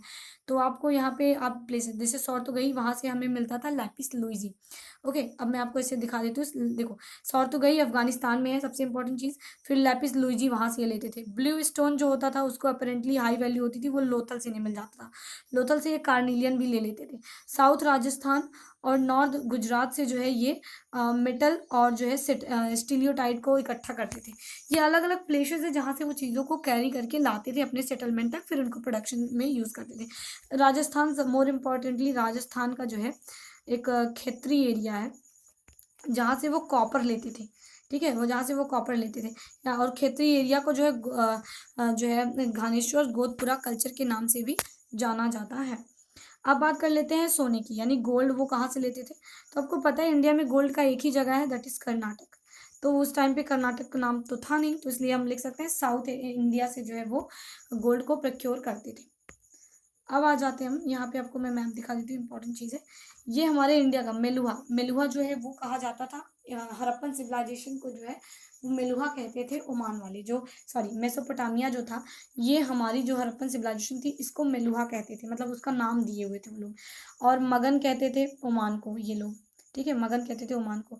और ये दिलमुन आइलैंड, तो ये जो है हमारी कंट्री के बाहर सी रूट, ये आपको देख रहे हैं इंडियन ओशन है जिसके थ्रू ये जो है यहाँ पे ट्रेवल करते हैं, अरेबियन सी, जहाँ से वो ट्रेवल करके यहाँ पे जाते थे और फिर इन चीज़ों को, इन मटेरियल्स को प्रोक्योर करते थे। अब आता है कॉन्टैक्ट विद डिस्टेंस लैंड। मैंने आपको बताया दूर दूर के एरिया से कैसे ट्रेवल करते थे, तो सी रूट के थ्रू ट्रेवल करते थे। ओके, अब देखते हैं यहाँ पे ये जो है ब्लैक पॉट है। यहाँ पे सबसे इंपॉर्टेंट है कि ये एक तरीके का पॉट होता था जिसके ऊपर ब्लैक क्ले लगाई जाती थी, ताकि अगर इसमें कोई ऐसी चीज़ रखी जाए जो लिक्विड फॉर्म में हो तो उनका रिसाव ना हो पाए, वो चीज़ बाहर ना जा पाए, इसलिए इसके ऊपर ब्लैक कलर से कोटेड कर दिया जाता था, इसको क्ले के द्वारा, मिट्टी के द्वारा। ठीक है, अब यहाँ पे इंपॉर्टेंट है कि मेसोपोटामियन टेक्स्ट मिली थी 3rd मिलेनियम BCE की, जिसमें जो है इसके बारे में एविडेंसेस मिले थे। और सबसे इम्पॉर्टेंट है कि जो हड़प्पा में जो कॉपर पाया जाता है और जो ओमान में कॉपर पाया जाता है, दोनों ही कॉपर में जो है निकेल कॉमन है, यानी दोनों ही कॉपर में निकेल के कुछ एविडेंसेस मिले हैं। और इसकी वजह से इन दोनों यानी ओमान और हड़प्पा जहाँ से कॉपर लेती थी उस प्लेस को एक ही जगह माना जा रहा है, यानी दोनों का ऑरिजिन जो है वो एक ही जगह से हुआ था। अब यहाँ पे देखते हैं, अब यहाँ पे आपको बताया गया है कि जो है, मैंने बताया कि मेसोपोटामियन जो टेक्स्ट है जो 3rd BC में मिली, मिलेनियम BC में मिली, वो हमारी जो है दिलमुन आइलैंड जिसको बहरीन के नाम से जाना जाता है, मगन वो कहते थे ओमान को, और मेलुहा कहते थे वो हड़प्पन रीजन को। ठीक है, तो कुछ इंपॉर्टेंट चीज़ें हम उनके यहाँ से लेके आते थे और कुछ इंपॉर्टेंट चीज़ें वो हमारे यहाँ से लेके जाते थे, जैसे लैपिस लुइजी और कार्निलियन, ऐसे मटेरियल को वो हमारे यहाँ से कैरी करके लेके जाते थे जो उनके यहाँ नहीं मिलती थी। और वो हमें हजा बर्ड के नाम से, यानी एक पिकॉक होती है हजा बर्ड के नाम से भी कहते थे, और हमें लैंड ऑफ सी फेयर भी कहते थे, क्योंकि हम 3 तरफ से समुद्र से घिरे हुए थे, यानी एक तरफ अरेबियन सी, फिर बे ऑफ बंगाल, फिर इंडियन ओशन। तो इसकी वजह से हम मतलब एक तरीके से सराउंडेड थे वाटर से, जिसकी वजह से वो हमें लैंड ऑफ सी फेयर, यानी नाविकों की लैंड, जो नाव चलाते हैं उनकी लैंड के नाम से भी हमें वो लोग जो है कहते थे। अब बात करते हैं सील्स की। ये आप देख रहे हैं कुछ सील्स बनी हुई हैं। यहाँ पे छोटे छोटे जो है डैशबोर्ड है, इन लेटर्स हैं जिनसे पता चलता है कि ये क्या इंडिकेट करते हैं। ये उनकी शाइन्स हैं, इनको अभी तक डेसिफर नहीं किया जा सका है। सील क्या होती है, मैंने आपको बताया मुहर। जैसे यहाँ पे आप देख रहे हो, यहाँ पे छोटे छोटे मुहर, यानी कुछ एनिमल के मोटिव बना दिए गए, कुछ चीज़ बना दी गई है ताकि लोग उनकी बातों को समझ सकें। तो ये लॉन्ग डिस्टेंस ट्रेड को, कम्युनिकेशन को फैसिलिटेट करते थे, यानी लोग अपने दूर दराज के रिश्तेदारों को या दूर दराज के मित्रों को जब कोई चीज़ भेजते थे तो इसी तरीके से भेजते थे ताकि उन्हें पता चल जाए कि हाँ इसको किसने भेजा है। कुछ अपने उनके एरिया में पाए जाने वाले जैसे कोई जानवर मिलता है, उसका वो मोटिव बना देते थे, तो वो उनको पता चल जाता था अच्छा ये फला मतलब जगह के हैं, ये इस जगह से रिलेटेड हैं, ये मेरे वहाँ के रिश्तेदार हैं। तो इस तरीके से उनको जो है इसके बारे में पता चल जाता था। तो सीलिंग का यूज़ मोस्ट प्रोबेबली केवल कम्युनिकेशन के लिए, दूर के कम्युनिकेशन के लिए किया जाता था।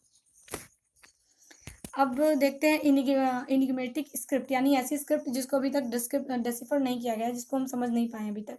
तो यहाँ पे सबसे ज़्यादा टफ क्या है इनको समझने के लिए, कि ये साइन का यूज़ करते थे। जैसे कुछ साइन बना दिया इन्होंने, इस तरीके की साइन बना दिया, इस तरीके की साइन, तो हमें क्या पता वो साइन क्या इंडिकेट करती, वो जानते होंगे, हमें नहीं पता। तो हम इसको कैसे डिस्पर करें, हम कैसे माने कि हाँ ये क्या चीज़ है, किस बारे में ये लोग बात कर रहे हैं। तो इस वजह से साइंटिस्ट जो है इसको डिसिफर नहीं कर पाए अभी तक।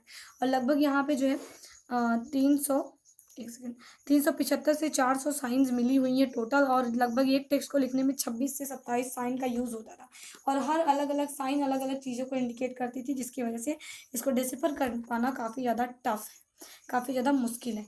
अब यहाँ पे जो देखो, केवल एक ही ऐसा नहीं था कि केवल क्ले पर जो है ये साइन बनाई जाती थी, यानी लिखने के लिए कोई हम लोग कॉपी एंड पेन का यूज़ करते हैं, वो लोग जैसे क्ले पर लिखते थे, कॉपर के टूल पर लिखते थे, जारों पर लिख देते थे चीज़ों, टेराकोटा टेबलेट पर लिखते थे, ज्वेलरीज पर लिखते थे, बोन पर लिखते थे। इस तरीके के अलग अलग जो है तरीकों, अलग अलग जो है मटेरियल पर वो अपनी चीज़ों को लिखते थे। अब बात कर लेते हैं वेट की। वेट सबसे इंपॉर्टेंट, कि वेट को चर्ट नाम से जाना जाता था। मोस्ट इंपॉर्टेंट कि उस पर कोई मार्किंग नहीं होती थी। मार्किंग का समझ लेते हैं, जैसे मान लो ये हमारा वेट है आज के ज़माने का, इस पर लिखा रहता है ना 1 kg, 2 kg, बट यहाँ पे जो वेट होते थे उन पर कुछ भी मार्किंग नहीं होती थी कि ये कितने किलोग्राम के हैं, ये क्या इंडिकेट करते हैं, ठीक है, ये चीज़ होती थी वहाँ पे। क्यूबिकल होते थे और थोड़ा चर्ट लाइक होते थे। अब बात कर लेते हैं जो है यहाँ पे बाइनरी। बाइनरी मतलब जैसे 1 2 3 4 करके जो है वो जैसे हम लोग बोलते हैं 1 kg 2 kg, इस तरीके की चीज़ें, और वो डेसिमल में भी चीज़ों का यूज़ करते थे। फॉर एग्जांपल देखो, बहुत ज़्यादा वो एडवांस थे।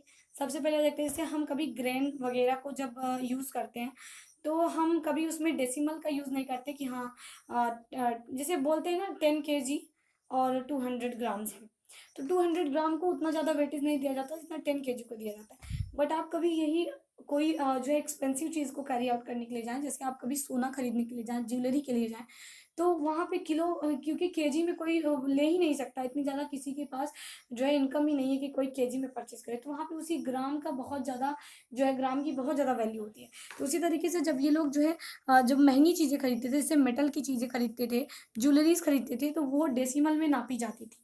और जब ये जो है कोई ऐसी चीज़ खरीदते थे जो कॉमन थी, तो उसके लिए वो केजी का और क्विंटल का यूज़ करते थे। ठीक है, ये चीज़ यहाँ पे बताई गई। अब एंशिएंट अथॉरिटी की बात करते हैं। अब देखो, अब यहाँ पे एक सबसे बड़ी उलझन स्टूडेंट के लिए ये है कि यहाँ पे एक ये पृष्ठ की मूर्ति मिली है। ठीक है, इनको पृष्ठ किंग के नाम से जाना जाता है, इनकी मूर्ति मिली हुई है। एंड सिमिलर जो है एक मूर्ति जो है वो मेसोपोटामिया से भी डिसिफर हुई है, क्योंकि इनके यहाँ इंफॉर्मेटिव थी। जैसे जो standardise ratio of brick use होता था गुजरात में, वही स्टैंडर्डाइज रेशियो जो ब्रिक का है वो जम्मू एंड कश्मीर में भी यूज़ होता था। तो आप देख सकते हैं इतने बड़े जम्मू कश्मीर और गुजरात से कितनी ज़्यादा दूरी है, फिर भी सिमिलरिटी देखने को मिलती थी, यूनिफॉर्मिटी देखने को मिलती थी, मोबिलाइजेशन होता था लोगों का। तो ये पॉइंट आउट करता है कि कोई अथॉरिटी, कोई किंग रहा होगा, कोई इनके नेता रहे होंगे जो इनको इस तरीके से ऑर्गेनाइज करते थे, जिनके ऑर्डर पे ये चीज़ें होती थी। बट कोई प्रॉपर एविडेंस हमें नहीं मिला है कि हम क्लेम कर सके कि हाँ ये चीज़ें एग्जिस्ट करती थी। अब देखते हैं, अब कोई ऐसे पैलेसेस नहीं मिली, कोई लार्ज बिल्डिंग नहीं मिली जिससे हम कह सके कि जो है ये मतलब वहाँ पे किंग रहते थे, क्योंकि किंग ऑब्वियसली कोई लोकल जगह पे तो रहेंगे नहीं। फिर कोई ऐसी खास एविडेंसेस मिली नहीं। अब हिस्टोरियन की बात करें तो 3 तरीके के हिस्टोरियन हैं। पहले तरीके के जो हिस्टोरियन हैं वो उन्होंने कहा कि हड़प्पा में जो है केवल एक किंग थे। हड़प्पन सिविलाइजेशन में केवल एक किंग थे, जिसकी वजह से वहाँ पे हर चीज़ में सिमिलरिटी देखने को मिली। तो कुछ हिस्टोरियन ने कहा, दूसरे हिस्टोरियन ने कहा कि नहीं, वहाँ पे हर रीजन के अलग अलग किंग थे, जिसकी वजह से वहाँ पे ये चीज़ें देखने को मिलती थी कि जो है अलग अलग चीज़ों, अलग अलग जगहों पे अलग अलग किंग वाला रूल किया जाता था। तो कुछ हिस्टोरियन ने कहा कि वहाँ पे किंग ही नहीं थे, जिसकी वजह से वहाँ पे हर चीज़ में सिमिलरिटी थी। यानी किंग नहीं थे, लोग खुद से रूल करते थे, वहाँ पे कोई किंग के एविडेंसेस जो है वो नहीं मिले हुए हैं। तो ये पूरी जो है इसके बारे में चीज़ें जो है यहाँ पे बताई गई हैं। अब बात कर लेते हैं सिविलाइजेशन एंड कैसे हुई। बहुत ज़्यादा इंपॉर्टेंट है। आपको पता है कि जैसे चोलिस्तान हैड बीन अबेंडन, जो पहले जो अर्ली सेटलमेंट थे वो अबेंडन होने लगे। अबेंडन मतलब उनको खाली करके लोग दूसरी जगह पे जाने लगे। अब इसका एक रीज़न हो सकता है रिसोर्सेज की कमी रही होगी, ठीक है। जहाँ पे लोग रह रहे होंगे, हो सकता है वहाँ पे रिसोर्सेज की कमी हो गई हो सकता है वहाँ पे वाटर प्रॉपर ना मिल रहा हो, या हो सकता है वहाँ पे फ्लड आया गया हो सकता है डिफॉरेस्टेशन हो गया हो, क्लाइमेटिक चेंजेस हो सकते हैं, या किसी तरीके की बैटल या लैंडस्केप हो सकता है। तो यहाँ पे आपको वो नंबर ऑफ रीज़न यहाँ पे दिए हुए हैं, इनको आप पॉइंट आउट कर सकते हो और उसके बारे में डीपली आप जान सकते हो। तो ये कुछ तरीके, मतलब ये कुछ रीज़न होते हैं जिसकी वजह से लोग जो है वो माइग्रेशन शुरू कर देते हैं। अब आता है डिस्कवरिंग हड़प्पन सिविलाइजेशन। दो इंपॉर्टेंट चीज़ें हैं। यहाँ पे जो है किंग जो है सॉरी, हाँ, अलेक्जेंडर कलिंगम की हम बात करेंगे। अलेक्जेंडर कलिंगम को जो है फादर ऑफ इंडियन आर्कियोलॉजी भी कहा जाता है, क्योंकि ये इंडिया के फर्स्ट आर्कियोलॉजिस्ट थे जिन्होंने जो है इन सब चीज़ों के बारे में, जो मतलब आर्कियोलॉजिकल चीज़ों को लेकर के ये आगे बढ़ते हैं। अलेक्जेंडर कलिंगम का जो मेन इंटरेस्ट था अर्ली हिस्ट्री को खोजने में, उसको पढ़ने में, वहाँ पे वो 6, ठीक है, 6 BC से लेकर के जो है वो 4 BC तक ज़्यादातर वो चीज़ें जो है वो करते थे। यानी ज़्यादातर जो पढ़ना चाहते थे वो 6 से 4 BC के बीच में ही जो है अपनी इन्फॉर्मेशन लेना चाहते थे। बाकी इसमें कुछ इंपॉर्टेंट यहाँ पे नहीं है। अब आ जाते हैं न्यू सिविलाइजेशन के बारे में। यहाँ पे आपको दिया दयाराम साहनी ने जो है हड़प्पन सिविलाइजेशन को खोजा था। एंड जो है राखलदास बनर्जी ने जो है मोहनजोदाड़ो को खोजा था। तो यहाँ से एक क्वेश्चन तो आप जान लो कि एक क्वेश्चन बनने ही वाला है कि राखलदास बनर्जी ने किस सिविलाइजेशन की खोज करी थी, एंड किस प्लेस की खोज करी थी जो है दयाराम साहनी ने। इस तरीके के क्वेश्चन आपसे पूछे जा सकते हैं। अब बात कर लेते हैं जॉन मार्शल की। तो जॉन मार्शल एक पहले इंडियन ASI थे, यानी आर्कियोलॉजिकल सर्वे ऑफ इंडिया थे, जिन्होंने, जो प्रोफेशनली एक आर्कियोलॉजिस्ट थे। यानी इनके पहले जितने भी लोग आए वो आर्कियोलॉजिस्ट तो थे, बट उन्होंने आर्कियोलॉजिकल की चीज़ों की पढ़ाई नहीं करी थी। वो बस जानते थे थोड़ा बहुत, तो वो जो है उसको, उसके बारे में वो सर्च करते थे कि उन्हें कुछ मटेरियल मिल जाए अपनी जो है कंपनी वगैरह को बेनिफिट करने के लिए। बट जॉन मार्शल एक्चुअल में उन्होंने हिस्ट्री की पढ़ाई करी थी। वो आर्कियोलॉजिस्ट जो थे वो प्रोफेशनली थे। और एस एन रॉय की बात करें, भी एक हिस्टोरियन थे जिन्होंने एक बुक लिखी है the story of Indian archaeology. यहाँ पे उन्होंने बताया कि मार्शल ने इंडिया को जो है ऐसी चीज़ लिफ्ट करी, left India 1000 year older than ही फाउंडर में। यानी जब वो इंडिया में आए, जिस तरीके की हालत में इंडिया उन्हें मिला, उससे कहीं 3000 साल पीछे की चीज़ों को जो है उन्होंने इंडिया को सौंपा है।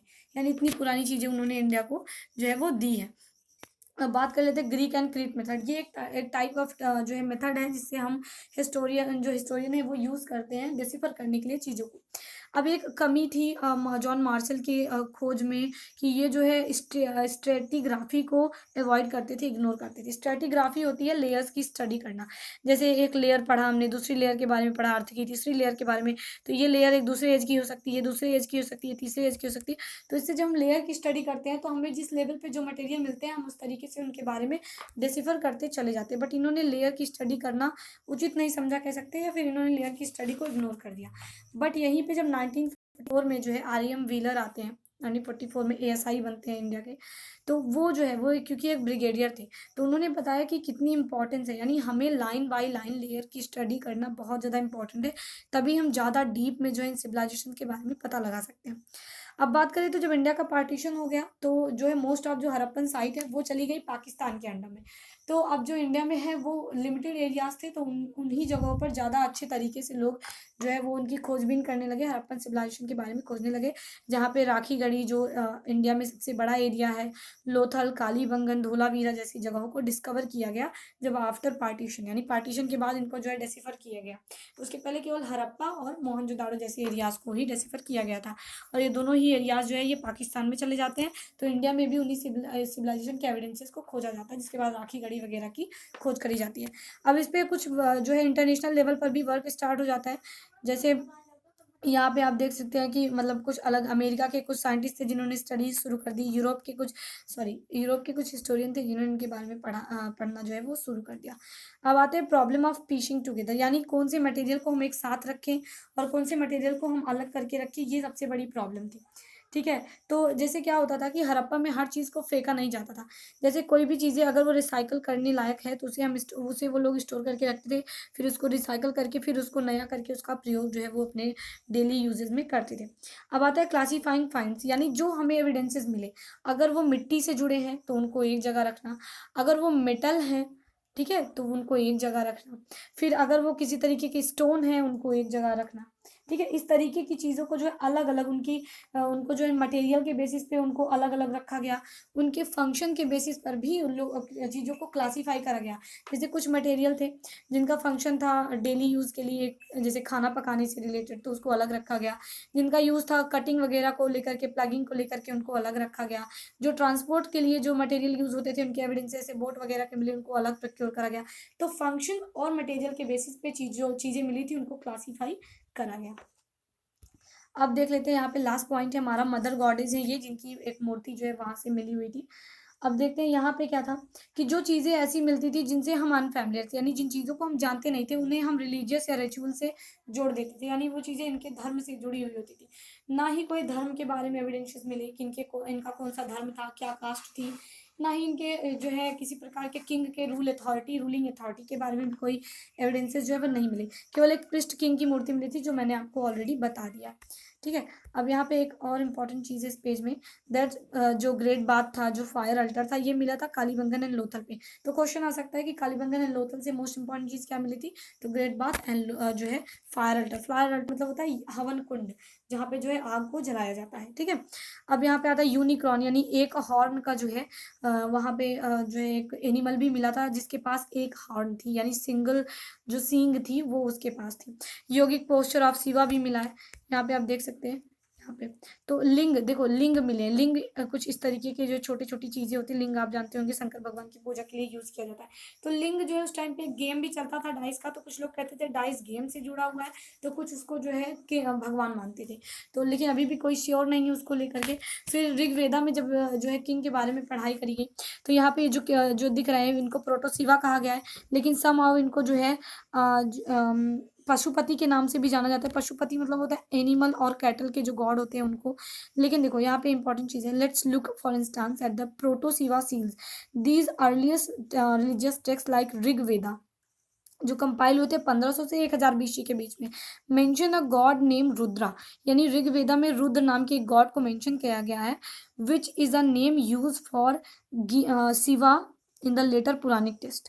यानी रुद्र नाम ही जब पुराण, देखो जब जो है जब वेदास बने हमारे, एक सेकेंड, जब हमारे वेदास बने तो उनमें जो है रुद्र नाम यूज करा गया, किसके लिए, शंकर भगवान के लिए।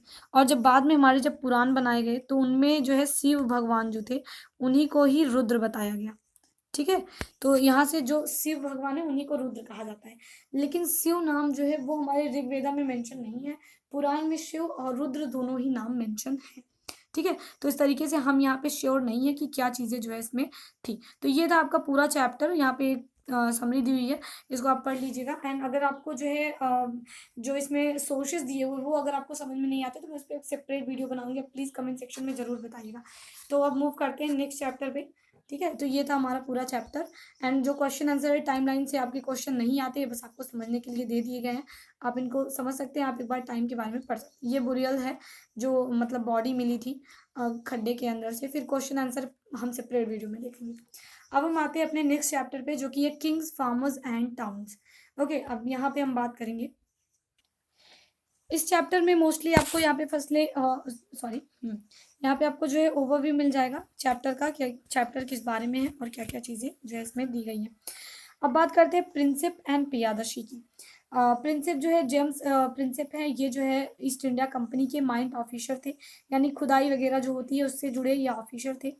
इन्होंने जो है डेसिफर किया खरोष्ठी एंड ब्राह्मणी जो स्क्रिप्ट थी उसको डेसिफर किया। देखो जब कोई भी लैंग्वेज लिखी जाती है तो उसकी एक स्क्रिप्ट होती है, जैसे हमारी हिंदी लैंग्वेज है उसकी स्क्रिप्ट है देवनागरी। ठीक है, देवनागरी उसकी स्क्रिप्ट है। तो उसी तरीके से हर एक लैंग्वेज की अपनी एक स्क्रिप्ट होती थी।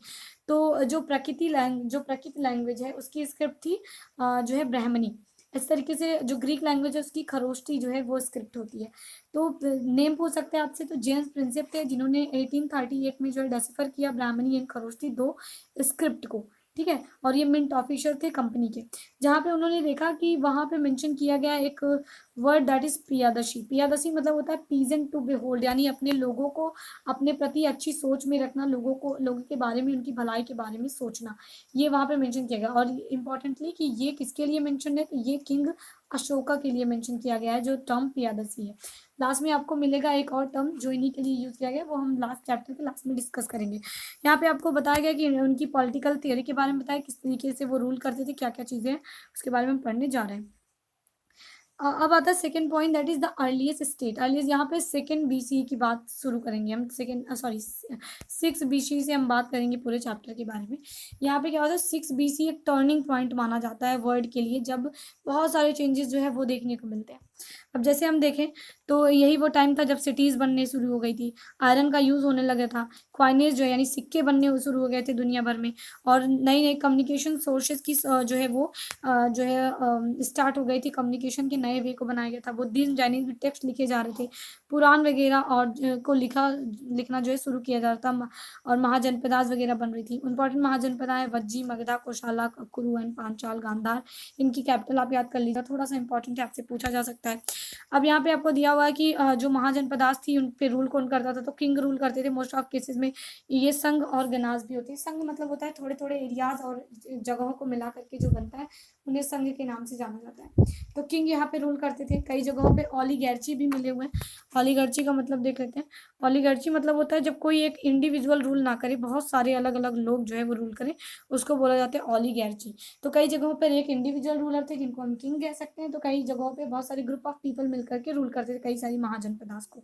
अब यहाँ पे जनपदा को आपका मीनिंग दिया हुआ है कि जहाँ पे लोग रहते हैं, जन यानी लोग, और उनके लिए जो एरिया होता है उसको जो है वहाँ पे बताया गया, उनकी क्लेन वगैरह जहाँ पे रहती है उसको यहाँ पे डिफाइन करा गया।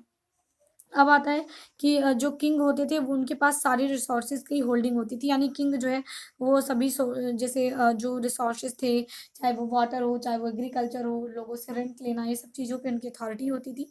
और महाजनपदास को ब्यूरोक्रेसी वगैरह, आर्मी वगैरह अपॉइंट करी जाती थी जिससे इनको सुरक्षित रखा जाता था। महाजनपदास फोर्टिफाइड होती थी, यानी इनको वॉल्ड किया जाता था सुरक्षा कारणों को लेकर के, ठीक है। तो ये कुछ चीज़ें यहाँ पे दी हुई है।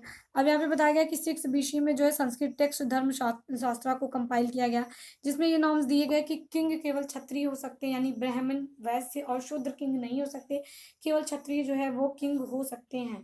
और क्षत्रिय के पास ये राइट है कि वो यहाँ पे जो है कल्टिवेटर, ट्रेडर एंड आर्टिशियन से टैक्स कलेक्ट करें, लोगों को एडमिनिस्टर यानी लोगों के ऊपर रूल करें, वॉर में लोगों को लीड करें, ठीक है, और बैटल जो है वो करें, वहाँ पे जीतें। और एक इम्पॉर्टेंट चीज़ है दैट लेगिटिमेट, जो उस टाइम पे रेड डाली जाती थी, यानी एक किंग दूसरे किंग के ऊपर हमला करता था, उसको उचित माना जाता था रिसोर्सेज और वेल्थ को एक्वायर करने के लिए, ठीक है, वो मतलब सही था, उसको गलत नहीं ठहराया गया है। अब यहाँ पे जो है ये 3 चीज़ें इंपॉर्टेंट है क्योंकि इनसे क्वेश्चन आता है कि वो क्या तीन तीन सोर्सेज से जहाँ से छत्री जो है वो टैक्स कलेक्ट करते थे। तो आप इनको कैट याद कर सकते हो, ठीक है, कैट। कैट यानी सी से कल्टीवेटर, ए से आर्टिशियन, टी से ट्रेडर, ठीक है। इस तरीके से आप इनको लर्न कर सकते हो। अब ये जो है फोर्टिफिकेशन आपको दिखाया गया है, पाटलिपुत्र या राजगिरी जो था वहाँ पे किस तरीके से फोर्टिफिकेशन देखने को मिलता था। अब बात कर लेते हैं सबसे पहले हम मगध के बारे में। मगध देखो सबसे ज़्यादा पावरफुल जो 6 BC में जो है जो महाजनपद देखने को मिली वो थी मगधा।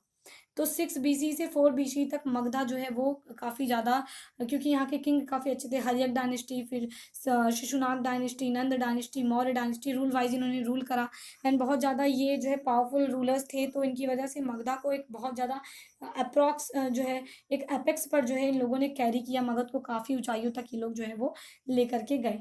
मगध की मोस्टली बात करें तो मगध, यहाँ पे सब कुछ आपको मिल जाएगा, यहाँ पे मैं बस इसकी समरी बता रही हूँ पूरे पैसेज में क्या दिया हुआ है। तो मगध वो रीजन था जहाँ पे एग्रीकल्चर बहुत ज़्यादा प्रोडक्टिव था, क्योंकि यहाँ पे जो है रिवर का बेसिन मोस्टली मिल जाता है। मगध जो है प्रेजेंट डे में बिहार का और झारखंड का रीजन जो है वो अकम्पाई करता है।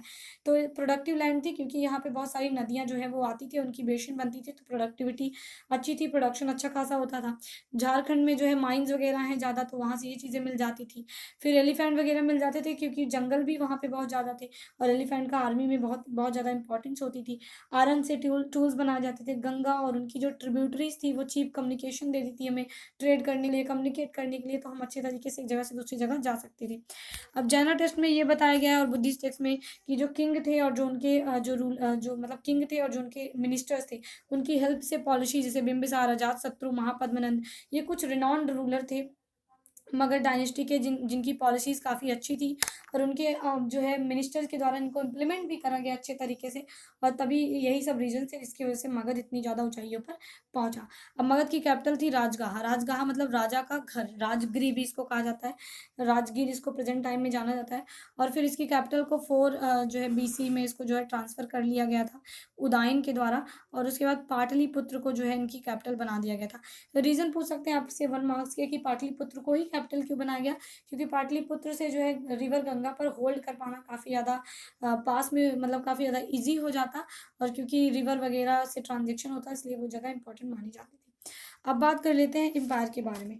तो यहाँ पे मोस्टली आपको जो पूरा एक चैप्टर में जो व्यू मिलेगा वो मौर्य एम्पायर के बारे में ही दिया गया है, जहाँ पे आपको चंद्रगुप्त मौर्य के शासनकाल यानी 321 में BC में वो जो है किंग बनते हैं। फिर उनका जो उनकी रूलिंग अथॉरिटी थी वो नॉर्थ वेस्ट अफगानिस्तान से बलूचिस्तान तक के एरिया तक उनकी जो सत्ता थी वो फैली हुई थी। फिर उनके ग्रैंड सन यानी अशोका जो थे, उनके ग्रैंड सन थे, जिन्होंने बैटल ऑफ कलिंगा 261 में जो है BC में उन्होंने जीती, जो कि उड़ीसा रीजन को पहले कलिंगा के नाम से जाना जाता था। जिसके बाद उन्होंने लड़ाई को छोड़ दिया और वो जो है मोस्टली आ जाते हैं, बुद्धिस्ट धर्म को अडॉप्ट कर लेते हैं, और बुद्धिस्ट धर्म नॉन वायलेंस की बात करता है, इसकी वजह से वो जो है वायलेंस करना बंद कर देते हैं। अब क्या क्या सोर्सेज यहाँ पे बात कर रहा है कि क्या क्या सोर्सेज जिससे हम मौर्य एम्पायर के बारे में जान पाएँ, जिससे हम मौर्य एम्पायर के बारे में पता कर पाएँ। ठीक है, तो सबसे पहले जानते हैं, सबसे पहले जो है चंद्रगुप्त मौर्य के जो कोर्ट में जो ग्रीक अम्बेसडर थे मेगास्थनीज, इनकी बुक है इंडिका। उसमें उन्होंने काफ़ी कुछ डिटेल दिया है इंडियन मौर्य एम्पायर के बारे में, वहाँ से हमें इन्फॉर्मेशन मिलती है। दूसरी चीज़ है अर्थशास्त्र, जो कौटिल्य के द्वारा या चाणक्य के द्वारा जो है लिखी गई है, जो इसको प्रेजेंट टाइम में भी काफ़ी ज़्यादा इंपॉर्टेंस दी जाती है। तो इससे हमें उस टाइम की पॉलिसीज़, मौर्य जो रूलर्स थे उनके बारे में पता चलता है। फिर जो बुद्धिस्ट एंड जो जैना टेक्स्ट थे, जो पुरानिक लिटरेचर थे, सांस्कृतिक लिटरेचर थे, उनके बारे में भी हमें पता चलता है कि जो है वहाँ पे किस तरीके की रूलिंग थी और क्या क्या चीज़ें देखने को मिलती थी। अब किंग अशोका एक ऐसे पहले रूलर थे जिन्होंने अपनी इन्फॉर्मेशन को लोगों तक पहुँचाने के लिए पिलर्स पर वो अपनी इन्फॉर्मेशन को कार्व करवाते थे, यानी पिलर्स पर अपनी इन्फॉर्मेशन को लिखवाते थे, और फिर लोग उस इन्फॉर्मेशन को जान पाते थे। अब बात करते हैं धम्मा की। धम्मा क्या होता है? धम्मा जो है ये राइटियस पाथ यानी सही तरीका होता है ज़िंदगी जीने का। आगे आपको चैप्टर में मिलेगा जो बुद्धिस्ट से रिलेटेड चैप्टर वहाँ पे। तो धम्मा जो है मोस्टली बुद्धिस्ट जो धर्म है उसमें आता है, और ये एक तरीका, ये आपको तरीका बताता है कि सही तरीके से ज़िंदगी को कैसे जिया जा सकता है। तो इस उन्होंने कहा धम्मा को जब उन्होंने ग्रहण किया अशोका ने बुद्धिस्ट धर्म के थ्रू, तो उसमें कुछ चीज़ें थी, जैसे हमें जो है ब्राह्मण्स की रिस्पेक्ट करनी चाहिए, सभी धर्मों को अच्छे से जो है वो करना चाहिए, इज्जत देनी चाहिए, और सभी स्लेव्स वगैरह को हमें काइंडली ट्रीट करना चाहिए, यानी उनके ऊपर अत्याचार नहीं करना चाहिए। इस तरीके की चीज़ें हमें यहाँ पे बताई गई हैं। अब आता है एडमिनिस्ट्रेटिंग द एम्पायर, यानी एम्पायर को कहाँ कहाँ से एडमिनिस्ट्रेट किया जाता था। तो मोस्टली पूरे पैसेज में 5 चीज़ें, तक्षशिला, उज्जैनी, तोसाली, सुवर्णगिरी एंड जो है पाटलिपुत्र। ठीक है, ये 5 चीज़ें यहाँ पे आपको बताई गई हैं। पाटलिपुत्र कैपिटल थी, तो जाहिर सी बात है कैपिटल में एडमिनिस्ट्रेशन अच्छा होगा ही, लोग अच्छे तरीके से मतलब किंग रूल करते थे। दूसरा था तक्षशिला एंड उज्जैनी। तक्षशिला एंड उज्जैनी जो है ये आपका लैंड रूट था जिसके थ्रू ट्रेड किया जाता था सेंट्रल एशिया से नॉर्थ वेस्ट में, तो इसलिए इसको भी इंपॉर्टेंस मिली हुई थी। सुवर्णगिरी जो है ये कर्नाटक के एरिया में यानी साउथ इंडिया में लोकेट करता है, जहाँ पे जो है सोने के पहाड़ थे, तो उनको भी अच्छे से रूल किया जाता था ताकि सोने पर किसी और किंग का कब्जा ना हो पाए। और बात करते हैं तोशाली की, तो तोशाली के बारे में कोई खास इन्फॉर्मेशन जो है वो नहीं दी गई है। अब बात कर लेते हैं कम्युनिकेशन के बारे में। सो यहाँ पे आपको दिया गया है कि जो रिवर थी, जो सी रूट थे, इनका प्रयोग जो है कम्युनिकेशन के लिए जाता था, के लिए क्या लैंड का यूज़ करते थे लोग, एक जगह से दूसरी जगह जाने के लिए रिवर राइन रूट का यूज़ करते थे। इस तरीके की चीज़ों का वो अच्छे से प्रयोग कर पाते थे। अब यहाँ पे सबसे इंपॉर्टेंट इस पैसेज में है कि मैगस्थनीज ने जो है एक कमेटी के बारे में बताया, और उसके अंदर 6 सब कमिटीज़ के बारे में इंफॉर्मेशन दी है, वो हम जानते हैं। तो तो सबसे इम्पोर्टेंट चीज़ है वो है कि जो पहली हमारी जो कमेटी है मैगस्थनीज के द्वारा जो बताई गई है, उसमें बताया गया कि सबसे पहले वो नेवी मेंटेनेंस करते थे। 6 सब कमिटीज़ हैं। दूसरे में था कि ट्रांसपोर्ट एंड प्रोविजंस को देखा जाता था। तीसरी जो कमेटी थी वो रूल करती थी फूड सोल्जर्स को इनरोल करना, उनकी सुरक्षा देखना। और जो चौथी कमेटी थी वो बात करती थी हॉर्सेस के मेंटेनेंस से। आर्मी में हॉर्सेस की बहुत ज़्यादा ज़रूरत होती है। पाँचवें में चैरियोट्स यानी रथ वगैरह मेंटेन करे जाते थे किंग के लिए। और छठे में जो है एलिफेंट को इकट्ठा करा जाता था आर्मी मेंटेनेंस के लिए। तो ये आर्मी के लिए जो है नेवी बिल्डअप करना, ट्रांसपोर्ट एंड प्रोविजंस का ख्याल रखना, फूड सोल्जर को इनरोल करना, हॉर्सेज इनरोल करना, एलिफेंट, चैरियोट्स, ये सब इंपॉर्टेंट चीज़ें जो है वो बताई गई हैं। ठीक है, तो यहाँ पे आपको दिया गया ट्रांसपोर्ट एंड प्रोविजंस का क्या मतलब था कि जैसे जो है बुलक कार्ट वगैरह का यूज़ किया जाता था इक्विपमेंट्स यानी हथियारों को एक जगह से किंग के पास जो है सोल्जर्स के पास पहुंचाने के लिए। फिर अगर हम बात करें तो जो सोल्जर्स के लिए खाना ले जाना, आर्टिशियंस को ले जाना उनके मनोरंजन के लिए, तो ये सब काम ट्रांसपोर्ट के थ्रू जो है वो किया जाता था। अब यहाँ पे एक टर्म है धम्मा महामत्ता। धम्मा महामत्ता एक तरीके के ऑफिशियल्स होते थे जो किंग अशोका के द्वारा अपॉइंट करे जाते थे धम्मा को जो है फैलाने के लिए, यानी जो धम्मा वो अडॉप्ट करे थे उसी धम्मा को और ज़्यादा लोगों को उसी राह पर लाने के लिए जो है वो धम्मा महामत्ता को अपॉइंट करते हैं, जो अलग अलग जगह पे जाके प्रीच करते थे यानी प्रवचन देते थे ताकि लोग जो है वो धम्मा को ज्वाइन कर सकें। ये इन्फॉर्मेशन है। अब आते हैं how important was the empire, यानी मौर्यन एम्पायर की कितनी ज़्यादा इंपॉर्टेंस थी। तो जब हम देखें तो जब ईस्ट इंडिया कंपनी या जो ब्रिटिशर्स थे उन्होंने जब इस एम्पायर के बारे में 19th सेंचुरी 20th सेंचुरी में जब स्टडी करी तो उनको पता चला कि हाँ यहाँ का भी जो एम्पायर था वो काफ़ी ज़्यादा चैलेंजिंग एंड एक्साइटिंग थे। बहुत मतलब ऐसा नहीं था कि कोई नॉर्मल रूलर थे कि हम उनको अच्छे से कंपाई कर सकते थे। उनके पास आर्मी होती थी, उनकी एक स्ट्रैटेजी होती थी रूल करने की, लोगों को ट्रीट करने की, धर्म के आधार पर चलने की। जो मौर्य एक सेकेंड जो मौर्य रूलर्स हैं इनके बारे में जो है इनके इनसे रिलेटेड जो है अशोकन जो किंग हैं उनकी पावर के बारे में, उनकी आर्मी के बारे में जो एविडेंसेस मिले तो इससे ट्रीट किया गया कि मोस्टली जो पूरा एम्पायर था मौर्यन वो कितना ज़्यादा पावरफुल था और कितना ज़्यादा इंपॉर्टेंट था। बट यहाँ पे एक एक्सेप्शन ये देखने को मिलता है कि इतना ज़्यादा पावरफुल होने के बाद भी ये एम्पायर केवल 150 ईयर्स तक ही रूल कर पाया, यानी केवल 150 सालों तक ही ये एम्पायर चल पाया। फिर सेकेंड BC से जो है यानी सेकेंड BCE से जो है वहाँ पे रूल शुरू हो जाता है चीफ और किंगडम। देखो किंगडम वो एरिया होते थे जहाँ पे किंग रूल करते थे, चीफडम वो एरिया होते थे जहाँ पे चीफ रूल करते थे। अब हम सबसे पहले बात करेंगे चीफ और किंग के बीच में अंतर की। यहाँ पे आपको चीफ और चीफडम के बारे में कुछ डिफरेंसेस बताए गए हैं। सबसे पहली चीज़ यहाँ पे आपको ये दी गई है कि जो चीफ होते थे वो भी पावरफुल होते थे एज किंग, लेकिन इनकी पोजीशन हायरार्कियल नहीं होती थी यानी हेरिडिटरी नहीं है। जैसे किंग होता है ना, अभी हमने पढ़ा है कि किंग अगर कोई है तो उनके बाद फिर उनका बेटा किंग बनेगा, ठीक है, फिर उनके बाद फिर उनका बेटा किंग बनेगा। लेकिन चीफ में ऐसा नहीं होता था, चीफ में होता भी था और नहीं भी होता था, यानी एक बारी अगर चीफ कोई बना है तो उनका बेटा बन भी सकता था या फिर उनको रिप्लेस करके कोई दूसरा भी चीफ बन सकता था। तो पहला डिफरेंस ये है किंग और चीफ के बीच में। दूसरा डिफरेंस है चीफ जो है वो अपने ग्रुप में जो है वो शांति बनाए रखते थे, वॉरफेयर में लीड करते थे लोगों को, गिफ्ट रिसीव करते थे अपने से छोटे यानी जो उनसे छोटे ऑफिसर्स थे उनसे गिफ्ट वो लेते थे जब भी कोई जो है मतलब फंक्शन होता था, रिचुअल परफॉर्म करते थे। और एक सबसे इम्पॉर्टेंट चीज़ कि किंग टैक्सेस लेते थे बट चीफ टैक्सेस नहीं लेते थे। बहुत ज़्यादा इंपॉर्टेंट ये पॉइंट हो जाता है रिगार्डिंग डिफेंस के। अब बात कर लेते हैं तमिलकम की। तमिलकम देखो यहाँ पे जो है ये तमिलकम जो है तमिल कंट्रीज़ को कहा गया है जो डील करती हैं आज के टाइम पे आंध्र प्रदेश, केरला, तमिलनाडु का जो एरिया है उसको तमिलकम के नाम से बताया गया है। संगम डायनेस्टी जो संगम टेक्स्ट है उसमें जो है इसके बारे में इंफॉर्मेशन दी गई है। अब बात कर लेते हैं सतवाहनास की। सतवाहना जो है वो रूलिंग अथॉरिटी थी जिन्होंने सेकेंड BC से सेकेंड जो है CE तक रूल करा था इंडिया पे। इनका जो एरिया था जहाँ पे इन्होंने रूल करा था वो था वेस्टर्न एंड सेंट्रल इंडिया। ठीक है, वेस्टर्न एंड सेंट्रल इंडिया की बात करें तो ये कुछ इंडिया का स्ट्रक्चर होता है, ये जो है पार्ट, तो ये जो है ये वेस्टर्न इंडिया है और ये जो है सेंट्रल इंडिया। यहाँ पे वो जो है सतवाहनास ने रूल किया था सेकेंड BC से सेकेंड CE तक।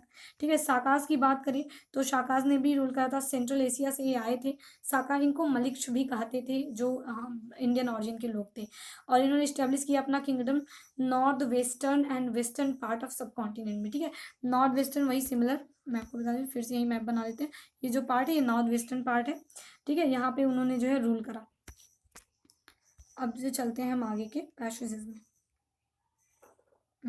अब डिवाइन किंग की बात कर लेते हैं। डिवाइन किंग से आपको ये इंडिकेट करने की, ये टॉपिक में हम बात करेंगे कि किंग जो है खुद को भगवान लाइक, मतलब कुछ को खुद को गॉड लाइक ट्रीट करते थे। वो अपने आप को ही भगवान मानते थे। इस तरीके की चीज़ें जो है वो हमें देखने को मिली है अलग अलग जगहों से।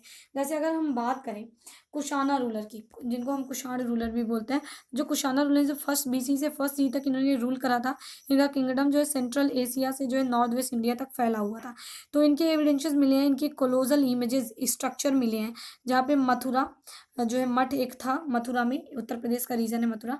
वहाँ श्राइन से एक बहुत ही बड़ी मूर्ति जो है वो किंग की देखने को मिलती है। और ऐसी ही सिमिलर मूर्ति जो है वो अफगानिस्तान के भी एक मंदिर से देखने को मिलती है। तो क्योंकि वो मूर्ति इन्होंने आपको दिखा दें, हाँ ये है वो इमेज, ये जो स्कल्पचर है जो वहाँ पे मिला था मथुरा और अफगानिस्तान के रीजन से। तो इससे पता चलता था कि ये अपने आप को गॉड मानते थे। और परहैप्स ये जो है इंस्पायर्ड हुए थे चाइनीज़ रूलर से, जो अपने आप को कहते, चाइनीज़ रूलर ने अपने आप को टाइटल दिया था सन ऑफ हेवन, यानी स्वर्ग के जो भगवान हैं उनके पुत्र का जो है टाइटल चाइनीज़ रूलर ने दिया था। तो इन्होंने भी अपने आप को देव पुत्र का टाइटल दिया था, यानी गॉड के जो है वो बेटे हैं ये लोग, इस तरीके के टाइटल इन्होंने लिया हुआ था। Okay. By 4th century evidences of Lord state. अब यहाँ पे बात करी गई आपके सामंतास की। ठीक है, गुप्त एम्पायर जब आए तो वहाँ पे सामंतास आए। अब देखो सामंतास कौन होते थे। सामंतास कुछ ऐसे पीपल होते थे जो लोकल रिसोर्सेज को कंट्रोल करते, यानी लैंड का कंट्रोल उनके पास होता था, एग्रीकल्चर करवाते थे, बहुत सारे लोग भी उनके अंडर में होते थे सामंतास के। तो जहाँ कहीं भी जो लोकल किंग थे वो अगर पावरफुल नहीं होते थे तो उनको रिप्लेस करके सामंतास खुद किंग बन जाते थे। ठीक है, और ये किंग के प्रति रॉयल, मतलब लॉयल भी रहते थे। अगर किंग इनको जो है अच्छे से ट्रीट करते हैं तो किंग को होमेज देते थे, अपना मिलिट्री जो इनके पास लोग होते थे उनका सपोर्ट भी दिलवाते थे, लैंड भी उनको किंग को देते थे रूल करने के लिए। ठीक है, तो लिटरेचर, क्वाइंस एंड इंस्क्रिप्शन के थ्रू जो है हमें गुप्ता और मौर्य एम्पायर के बारे में पता चलता है। यहाँ पे आपको प्रयाग प्रशस्ति के बारे में बताया गया है। प्रयाग प्रशस्ति जो है एक इलाहाबाद पीलर के नाम से भी इसको जाना जाता है। ये प्रयागराज में आज भी जो है एस्टेब्लिश है, जहाँ पे कुछ संस्कृत में इंफॉर्मेशन लिखी गई है। तो हरिसेना जो है वो पोएट थे समुद्रगुप्त के, जिन्होंने उस इंफॉर्मेशन को संस्कृत में जो है वो ट्रांसलेट करा गया था ताकि लोग जो है उसको समझ पाए। ठीक है, अब आता है ये चेंजिंग कंट्री साइड। अब कंट्री साइड यानी रूरल एरिया में जो है किस तरीके के बदलाव जो है वो देखने को मिल रहे थे। अब यहाँ पे बताया गया आपको मोस्टली कि जो किंग होते, एक बारी एक किंग थे, ठीक है, जिन्होंने लोकल एरिया में मतलब वो लोकल एरिया में जाकर के देखना चाहते थे कि उनकी सब्जेक्ट, उनकी जो जनता है वो उनके बारे में क्या सोचती है। तो वह इसका जो एविडेंस मिला है वो हमें गणतंत्रिंदा, एक सेकेंड, यहाँ पे आपको दिया है गणतिंदु जातक जो है, ये एक कहानी है। जातक जो है एक कंपाइलेशन है स्टोरीज का, बुद्धिस्ट पाली लैंग्वेज में लिखा गया है जातक। और पंचतंत्र आपको पता है कि जो है मतलब बहुत सारी कहानियों का कंपाइलेशन पंचतंत्र है, और जातक पाली लैंग्वेज का जो है बहुत सारी कहानियों का कंपाइलेशन है। तो उन्हीं में से एक कहानी है गंता तिंदु की, जिसमें एक किंग जो है वो लोकल एरियाज में, यानी अपने सब्जेक्ट के बीच में जाते हैं अपना डिस्गाइज हो गया, यानी अपने भेष को बदल करके, ताकि लोग उन्हें पहचान ना पाए। और वो लोगों से पूछते हैं कि आखिर उनकी सब्जेक्ट उनके बारे में क्या सोचती है। तो लोग उन्हें बताते हैं कि दिन में तो जो किंग है उनके जो टैक्स कलेक्टर्स हैं वो आते थे, उनसे large amount of tax demand करते हैं, और जो नहीं दे पाता उनको जो है मतलब उनको जो है पनिश करते हैं, जिसकी वजह से मोस्ट ऑफ पीपल गांव छोड़ करके चले जा रहे हैं जंगलों में रहने के लिए, क्योंकि जंगल के लोगों पर टैक्स नहीं लगते थे। दूसरा रीज़न है रात में थीफ आते थे और उनके सामान की चोरी कर ले, यानी दिन में टैक्स कलेक्टर और रात में थीफ। तो ये बहुत ज़्यादा प्रॉब्लम होती थी उन लोगों को इन सब चीज़ों के रिगार्डिंग। तो वो वहाँ पे रजिस्टर करते हैं अपनी प्रॉब्लम को, कहते हैं even children, women, man, animal, कोई भी इस किंग के रूल से जो है वो खुश नहीं है। और किंग जो है वो अपना कॉफर फिल करने के लिए, कॉफर मतलब अपना जो है खजाना जो है भरने के लिए, किंग जो है वो इतने ज़्यादा टैक्सेस लगा रहे हैं और प्रोडक्शन लोगों का अच्छा खासा हो नहीं पा रहा है, जिसकी वजह से लोग अपने घरों को छोड़ करके जो है वो जंगलों में चले जा रहे हैं। तो ये कहानी जो है गणतंत्र हिंदू में दी हुई है। उसके बाद बात करें इंक्रीजिंग स्ट्रैटेजी। अब देखो जो लोग चले जाते थे जंगलों में उनकी तो कोई बात नहीं, लेकिन जो रहते थे वो अब इतनी ज़्यादा टैक्सेस पे करने के लिए वो अपनी एक स्ट्रैटेजी बना लिए थे, यानी उन लोगों ने एक स्ट्रैटेजी बनाई और अपनी प्रोडक्शन को बढ़ाने की कोशिश करी ताकि वो यहाँ पे रह पाएँ और किंग के टैक्सेस को भी अच्छे तरीके से पे कर पाएँ। तो उन्होंने जो है उन्होंने यूज़ किया ट्रांसप्लांटेशन मेथड। ट्रांसप्लांटेशन मेथड आज भी प्रिवेलेंट है राइस के जो है प्रोडक्शन के लिए। जैसे हम देखते हैं पहले राइस के लिए जो है पहले एक जगह बीज को जो है बो दिया जाता है, फिर बाद में उनको जो है दूसरी जगह खेतों में पानी डाल करके वहाँ पे उनको ट्रांसप्लांट किया जाता है। तो ये जो है एक तरीके का ट्रांसप्लांटेशन मेथड है, जहाँ पे वाटर की अवेलेबिलिटी कम होती थी वहाँ पे पहले बीज वो देते थे, फिर बाद में गंगा जो रिवर है, जो कावेरी रिवर के जो बेसिन्स हैं यहाँ पे ला करके उनको ट्रांसप्लांट कर देते थे, जिससे उनका पैडी का प्रोडक्शन काफ़ी अच्छा होता था। दूसरी स्ट्रेटजी वो यूज़ करते अच्छे प्रोडक्शन के लिए, वो थी आयरन प्लग शेयर। यानी जब आयरन के प्लग, क्योंकि 6 BC के बाद आयरन मिल चुका था, तो जब आयरन प्लग शेयर का वो यूज़ करते थे, तो ये कुछ नुकीले धारदार आयरन से बने मटेरियल होते थे, जिनका ये टूल्स होते थे, जिनसे ये ज़मीन की खुदाई करते थे। और क्योंकि जब ज़मीन को ज़्यादा डीपली उनकी खुदाई करी जाएगी, तो उससे जो फर्टिलिटी है सॉइल की, वो काफ़ी ज़्यादा निकलेगी और उससे प्लांट को ज़्यादा फर्टिलिटी मिलेगी और प्रोडक्शन अच्छा खासा होगा। बट एक इम्पॉर्टेंट चीज़ है कि ये जो प्लग शेयर थे, इनका यूज़ जो है पंजाब और सिंध के रीजन में नहीं किया जाता था। राजस्थान, पंजाब में नहीं किया जाता था, क्योंकि ये एराइड जोन है, ये सूखे जोन है।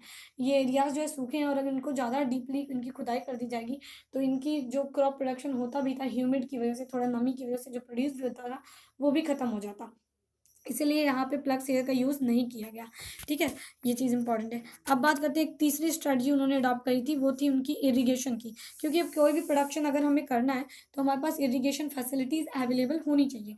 तो वहाँ पे कम्युनिटी बनाते, यानी लोग गेदर होते थे, आपस में पैसा देते थे, फिर वो जा कर के जो है जो है कैनाल्स बनाते थे, वेल्स बनाते थे। समटाइम किंग भी उनको सपोर्ट करते थे, किंग भी कुछ पैसा अपने कॉफर से देते थे, और लोग जो है वो कैनाल एंड वेल्स बनाते थे, उसके बाद वो अपने खेतों की सिंचाई करते थे।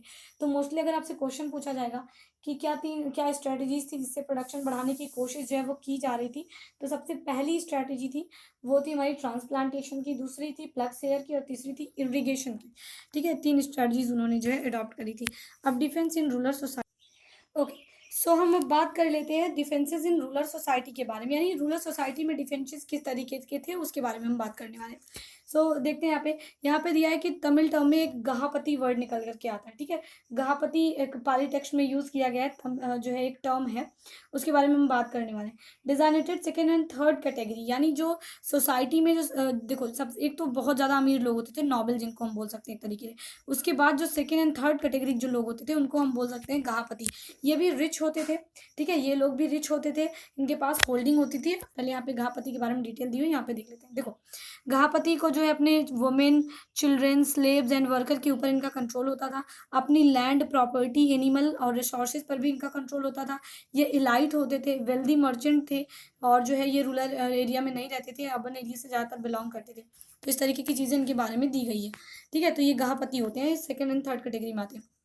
अब यहाँ पे जो है सबसे इम्पोर्टेंट चीज़ जो दी गई है वो है कि तमिल लिटरेचर में जो है, जो संगम टेक्स्ट है, जो तमिल लिटरेचर जिसको कहा जाता है, उसमें कुछ टर्म्स यूज़ करे गए हैं, उनके बारे में हम बात करते हैं। जैसे लैंड ओनर, जिसको वेल्ललार बोला जाता है, उजहवार प्लगमैन को बोला जाता है। ठीक है, और आदिमई जो है वो स्लेब्स को बोला जाता है। तो आप इनको ऐसे कैटेगरी में करके लिख सकते हैं कि landowner is equal to Vellalar, फिर उजहवार जो है यहाँ पे लिख सकते हैं, यहाँ पे प्लगमैन इनको कहा जाता है, एंड आदिमई जो है वो बोले जाते हैं स्लेव्स को। तो आपसे क्वेश्चन पूछ सकता है कि आदिमई का क्या सेंस होता है या उजहवार का क्या सेंस होता है, तो it is important to note down. ठीक है, तो आप इसको नोट डाउन कर लीजिएगा। ये हो गया हमारे सोशल डिफेंसेस के बारे में। अब हम बात कर लेते हैं land granting and new rural elite. Okay, अब देखो, जो लैंड ग्रांटिंग होती थी उनके बारे में अगर हम बात करें, तो मोस्टली 2 चीज़ें हमें मिलती हैं सबसे इंपॉर्टेंट। एक तो इनको नोट डाउन करा जाता था, जैसे कॉपर प्लेट पर, लोकल लैंग्वेज में, संस्कृत लैंग्वेज में, टेराकोटा। देखो, पहले कॉपर प्लेट या टेराकोटा पर इनको नोट डाउन करा जाता था। लैंग्वेज होती थी संस्कृत पहले, बाद में इनको तमिल या तेलुगु लैंग्वेज, यानी लोकल लैंग्वेजेस को भी इसमें इन्वॉल्व कर लिया गया। अब ये लैंड किसको ग्रांट करी जाती थी, तो 2 चीज़ें थी। एक तो ब्राह्मण्स को लैंड दी जाती थी, या रिलीजियस इंस्टीट्यूशंस को दी जाती थी। जैसे मान लो जो है टेम्पल बनाने के लिए दे दी गई, या मॉस्क्यूज बनाने के लिए दे दिया गया। इन सब चीज़ों के लिए लैंड जो है वो ग्रांट करी जाती थी। अब इम्पोर्टेंट टर्म यहाँ पे है कि जो है प्रभावती गुप्ता के बारे में यहाँ पे बात करी गई है। प्रभावती गुप्ता जो है चंद्रगुप्त सेकंड की जो है डॉटर थी।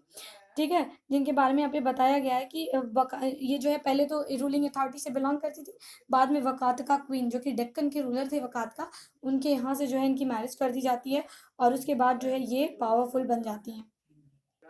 तो ये थी। तो प्रभावती गुप्ता जो है वो एक जो है रूलिंग अथॉरिटी या रूलिंग जो है बैकग्राउंड से थी। एंड हम जानते हैं कि उस टाइम पे वुमेन्स के पास ये राइट नहीं था लैंड वगैरह को, मतलब उनके पास लैंड होल्ड करने का ही राइट नहीं होता था, बट वो होल्ड करी थी। तो ये एक एक्सेप्शन जो है इसमें पूरे हमारे एंशिएंट हिस्ट्री में जो है देखने को मिलता था। तो according to Sanskrit text, legal text, women जो है उनको सपोज नहीं किया जाता, यानी वुमेन के पास रिसोर्सेज या लैंड की एक्सेस नहीं होनी चाहिए। टेक्स्ट के अकॉर्डिंग ऐसा माना गया था। बट बट प्रभावती गुप्ता इसमें एक्सेप्शन के रूप में जो है वो आती हैं। उसके बाद बात करते हैं इंस्क्रिप्शन में। देखो मनुस्मृति में बताया गया कि जो लैंड होती थी, ठीक है, जो लैंड होती थी उसको ब्राह्मण्स को दिया जाता था, एंड ब्राह्मण से किंग ये आशा करते थे कि जो टैक्सेस, देखो मोस्ट ऑफ लैंड जो है एग्जेम्प्टेड होती थी। एग्जेम्प्टेड मतलब होता है कि लैंड के ऊपर जो ग्रांट करी गई लैंड होती थी उस पर टैक्सेस नहीं लगते थे। तो ब्राह्मण से सपोर्ट किया जाता था कि ब्राह्मण जो है वो जो लेस अमाउंट ऑफ टैक्सेस लगेंगे उसको वो दे देंगे, एंड जो इनके मतलब किंग के जो ऑफिशियल्स हैं उनको, उनकी बात को मानेंगे, उनकी चीज़ों को, उनकी इंस्ट्रक्शन को अदर करेंगे, फॉलो करेंगे ये लोग, ठीक है। अब there were regional variation in the size of land donation. Land donation जो होता था उसमें रीजनल वेरिएशन देखने को मिली, यानी देखो दो चीज़ें मिली हमें देखने को। तो लैंड ग्रांट जो वो करते थे वो अलग अलग साइज़ की भी होती थी। जैसे कुछ अनकल्टिवेटेड लैंड होती थी जिनको दे दिया जाता था, तो सम टाइम ऐसा कंसीडर करते हैं हिस्टोरियन की शायद एग्रीकल्चर प्रोडक्शन को बढ़ाने के लिए जो है वो लैंड ग्रांट करते थे ताकि लोग जो है अच्छे से रूल कर पाएँ। लेकिन जो जो है दूसरे हिस्टोरियन का ये दावा है कि सामंतास जो थे, जो लोकल एरिया में लैंड को कंट्रोल करते थे, उनके ऊपर जो किंग का कंट्रोल था वो खो गया, यानी लोग किंग के अंडर में सामंतास नहीं थे। इसलिए किंग जो है लैंड को लोगों को दे देते थे ताकि लोग उनके सपोर्ट में रहें, किंग के सपोर्ट में रहें और सामंतास को सपोर्ट ना करें। तो अपनी अथॉरिटी को बचाने के लिए वो एक तरीके का मुखौटा यूज़ करते थे लैंड ग्रांटिंग करके, ठीक है। ये पूरी इन्फॉर्मेशन यहाँ पे जो है वो दी गई है। अब हम बात कर लेते हैं, अब टाउन के बारे में देखते हैं और उनके ट्रेड करने के क्या क्या तरीके थे। तो मोस्ट इंपॉर्टेंट रिवर राइन रूट, लैंड रूट का यूज़ होता था। तो अब यहाँ पे एक चीज़ ये इंपॉर्टेंट है पढ़ना, दैट कि पाटलिपुत्र जो एरिया था, ठीक है, जो पाटलिपुत्र जो कैपिटल थी मगध की, वहाँ वो एक जो है रिवर राइन रूट था। मैंने आपको बताया पाटलिपुत्र कैपिटल क्यों बनी, क्योंकि वो रिवर गंगा के काफ़ी ज़्यादा पास पड़ता था। तो यहाँ से आप याद कर सकते हैं पाटलिपुत्र रिवर राइन रूट के लिए जो है वो बनाया गया था। उज्जैनी और तक्षशिला मैंने आपको बताया था कि ये जो है लैंड रूट थे, यानी इनको कवरअप किया जा सकता था लैंड के थ्रू। और जो पुहार एरिया है ये कोस्टल है, यानी ये समुद्री किनारा है, एक पोर्ट है जहाँ से जो है ट्रेड करा जाता था कंट्री से, ठीक है। तो ये तीन रूट है, एक रिवर राइन रूट, एक सी रूट और एक जो है लैंड रूट। तीनों रूट के तीन तीन एग्जाम्पल दिए हुए हैं। एक एग्जाम्पल पाटलिपुत्र जो कि रिवर राइन का है, फिर लैंड रूट के लिए उज्जैनी का एग्जाम्पल, और पुहार जो है वो सी रूट के लिए जो है वो एग्जाम्पल में दिया हुआ है। अब यहाँ पे मथुरा की बात करी गई। मथुरा एक बहुत ज़्यादा क्लस्टरिंग सिटी बन चुका था कमर्शियल और कल्चरल और पॉलिटिकल एक्टिविटी को लेकर के। अब बात करते हैं आवन की। देखो पहले जो है खुदाई करने पर कुछ खास एविडेंसेस जो मिले थे वो तो ठीक ही थे, बट इस टाइम पे जो है खुदाई करना, अब जैसे मान लो पाटलिपुत्र का जो एरिया जिसको हम पटना के नाम से अभी जानते हैं, तो उस एरिया में खुदाई करना काफ़ी ज़्यादा डिफिकल्ट है, क्योंकि अब भी लोग वहाँ पे रहते हैं, यानी पहले भी लोग रहते थे और अब भी लोग वहाँ पे, वहाँ की डेंसिटी जो पॉपुलेशन है वो बहुत ज़्यादा है। तो इसकी वजह से वहाँ पे खुदाई करना तो काफ़ी ज़्यादा कॉम्प्लिकेटेड है, इसीलिए कोई खास एविडेंसेस जो है वो मिल नहीं पाते। और यहाँ पे कुछ नंबर ऑफ मटेरियल जो प्रोक्योर करे गए इन सब रीजन से उनके बारे में बताया गया है, और इसमें कुछ इंपॉर्टेंट नहीं है। हाँ, मैप से मैं आपको एक इंपॉर्टेंट चीज़ समझा दूँ, ठीक है। यहाँ पे देखिए, यहाँ पे आपको उज्जैनी मिलेगा, जो यहाँ ये पूरा लैंड है, क्योंकि यहाँ पे कोई शी नहीं पड़ेगी। तो यहाँ से जो है ये लैंड रूट है जिससे ये इस एरिया को कवरअप करते हैं। उसके बाद देखो पाटलिपुत्र आपको मिलेगा जो यहाँ पे रिवर गंगा को कवरअप करता है। और फिर आपको यहाँ पे पुहार मिलेगा जो एक सी रूट है, ठीक है। सी रूट मतलब समुद्री एरिया, समुद्र से जो है ट्रेड करना, एक जगह से दूसरी जगह जाना, वो हेल्प करता है। अब एक इम्पॉर्टेंट चीज़ और है यहाँ पर, दैट बे ऑफ बंगाल से हम चाइना के साथ और साउथ ईस्ट एशिया में ट्रेड करते थे। अरेबियन सी के साथ हम जो है अरब देशों के साथ और यूरोप के साथ ट्रेड करते थे। और जो है जो नीचे इंडियन ओशन है उसके थ्रू भी हम कुछ मतलब श्रीलंका में या मालदीव के एरियाज में जो है वो ट्रेड किया करते थे। अब यहाँ पे टर्म आता है वोटिव।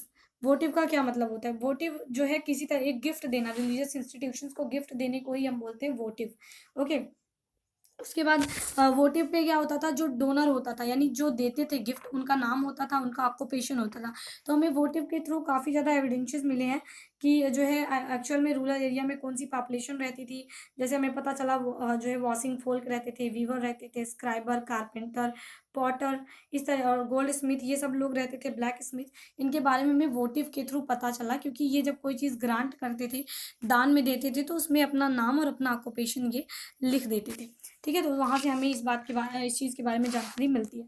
अब trade in the sub continent and beyond, मैंने आपको बताया सेंट्रल एशिया में इससे ट्रेड करने के लिए, आपको फिर से बता देती हूँ। हाँ, देखिए ये जो हमारा इंडिया का यहाँ तक का पोर्शन इंडिया का है, ठीक है, इस सॉरी यहाँ तक का, ठीक है, एक सेकेंड, ये जो पूरा एरिया है ये इंडिया का एरिया है, बट इसके ऊपर का जो एरिया है ये सेंट्रल एशिया का एरिया है, ठीक है। और यहाँ पे ट्रेड करने के लिए हम जो है लैंड रूट का यूज़ करते थे, क्योंकि यहाँ देखिए कोई नदी नहीं है, कोई समुद्र नहीं है जिसके थ्रू हम यहाँ सेंट्रल एशिया से ट्रेड कर पाएँ।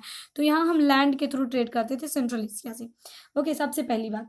फिर वेस्ट एशिया जो है, यानी जो इधर का एशिया का पोर्शन है, वो हम अरेबियन सी के थ्रू करते थे, और जो ईस्ट एशिया है उस वहाँ पे हम बे ऑफ बंगाल के थ्रू ट्रेड करते थे। तो मैंने आपको ऑलरेडी बता ही दिया है, ठीक है। अफ्रीका, नदर्न अफ्रीका में भी ट्रेड करने के लिए हम इंडियन ओशन का यूज़ करते थे। वहाँ से हम ट्रेवल करते हुए जो है उन एरियाज़ को कवर अप करते थे और वहाँ पे जाकर के ट्रेड वगैरह करते थे। अब जो मर्चेंट होते थे वो हमेशा कारवाज़ में चलते थे। कारवाज़ मतलब काफ़ी ज़्यादा ग्रुप में, एक एक मर्चेंट अकेले नहीं जाता था, बहुत सारे लोग होते थे, और वो बुलक कार्ट से जो है, यानी घोड़ा गाड़ी या बैलगाड़ी से जो वो चलते थे। तो वो जो ट्रेड करते थे, यानी कई बार वो जब सी के थ्रू जाते थे दूर दराज के एरिया में ट्रेड करने के लिए दूसरे कंटिनेंट पर, तो वो होता तो बहुत प्रॉफिटेबल था, बहुत बहुत रिस्की बिजनेस होता था। कई बार बहुत सारे मर्चेंट जाते थे और सुनामी या किसी तरीके की अनसर्टेनिटी की वजह से वो मर जाते थे, उनके बारे में कोई इन्फॉर्मेशन नहीं मिलती थी। तो ये चीज़ यहाँ पे बताया गया। फिर शेती, सतवाहाज एंड मशत्तवान, ये तीनों ही टर्म्स जो है वो मर्चेंट के लिए यूज़ करे गए हैं, अलग अलग लैंग्वेज में यूज़ करे गए हैं, ठीक है। जैसे अगर हम बात करें तो सक्सेसफुल जो मर्चेंट थे, यानी जो मर्चेंट जाते थे और प्रॉफिट के साथ वापस आ जाते थे अपने देश में, उन्हें मसत्तवान कहा जाता था तमिल लैंग्वेज में। क्षेत्रीज और शतवान प्राकृतिक लैंग्वेज में कहा जाता था। तो ये आप नोट डाउन कर लीजिए कौन सी लैंग्वेज में सक्सेसफुल मर्चेंट को किस नाम से जाना जाता था। अब बात करते हैं तो जो है वर्ल्ड लेवल पर भी हमारी चीज़ों की काफ़ी ज़्यादा डिमांड थी। जैसे रोमन एम्पायर जो है, रोमन एम्पायर हमारे यहाँ से पीपर ज़्यादातर जो जो जो है मसाले बनाने के लिए यूज़ होता है पीपर, उसके लिए जो है रोमन एम्पायर में काफ़ी ज़्यादा डिमांड थी। मेडिकल जो प्लांट थे उनको लेके जाया जाता था। टेक्सटाइल जो कपड़ों से रिलेटेड चीज़ें थी वो टिम्बर और मेडिकल प्लांट्स और कुछ other stone, cloth, jewelleries and metal, ये सब चीज़ें जो है इनका ट्रेड जो है वो एक कंट्री से दूसरे कंट्री में किया जाता था। बट इंपॉर्टेंट क्या है कि रोमन एम्पायर के यहाँ इंडिया की कौन सी चीज़ की ज़्यादा डिमांड थी, तो वो थी पीपर, ठीक है। ये चीज़ आप याद रखिएगा। अब कॉइन्स एंड किंग की बात कर लेते हैं। सबसे इंपॉर्टेंट चीज़ है punch marked coin. Punch mark coin copper and silver से बनी हुई थी, 6 BC में बनी थी। इसको कुछ बैंकर और जो मौर्य एम्पायर के रूलर थे उन्होंने जो है इसको इशू करा था, इसको बनाया था। अब यहाँ पे बात करते हैं न्यूमिस्मैटिक की। तो न्यूमिस्मैटिक जो है वो स्टडी ऑफ कॉइन को कहा जाता है, यानी जब हम कॉइन की स्टडी करते हैं उसको हम न्यूमिस्मैटिक बोलते हैं। और इपिग्राफी होता है, जब हम इपिग्राफिस्ट जो है, जो ग्राफ्स होते हैं उनके बारे में जब स्टडी करते हैं तो उसको हम एपिग्राफी बोलते हैं। अब बात कर लेते हैं दूसरी चीज़ की। यहाँ पे दिया first coin to bear names images of the ruler, यानी ऐसी पहली क्वाइन जो नेम ऑफ रूलर और उनकी इमेजेस भी बियर करती थी, वो इशू करी गई थी ग्रीक्स के द्वारा, इंडो ग्रीक्स के द्वारा। इंडो ग्रीक्स कौन होते हैं? देखो, ये इंडिया का जो पोर्शन है अपर वाला, यहाँ से जो लोग आते थे, जो पंजाब का रीजन है, एक सेकेंड में फिर से बना देती हूँ, हाँ, ये जो पोर्शन है, यहाँ से जो लोग नॉर्थ वेस्ट में हमारी कंट्री में आते थे उनको ग्रीक बोला जाता था, और वो इंडिया में रूल करते थे, तो इसलिए उनको इंडो ग्रीक टर्म जो है उनके लिए यूज़ किया जाता था। इन्होंने जो है 2nd BC तक रूल करा था, और ये पहले से रूलर थे जिनकी जो क्वाइन थी वो इनकी इमेज और इनका नेम जो है वो कैरी करती थी। अब बात कर लेते हैं कुषाण रूलर्स की।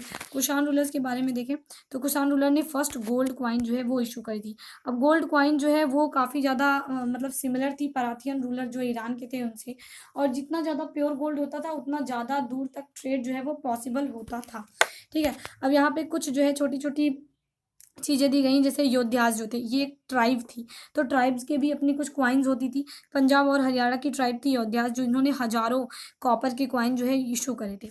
उसके बाद बात करें हम गुप्ता रूलर की, तो गुप्ता रूलर ने बहुत ज़्यादा नंबर में क्वाइंस गोल्ड के इशू करे, यानी जो पहला क्वाइन इशू करा गया था गोल्ड का वो किया गया था कुषाण के द्वारा, और जो ज़्यादा नंबर में क्वाइन इशू किया गया था गोल्ड का वो किया गया था गुप्त रूलर के द्वारा।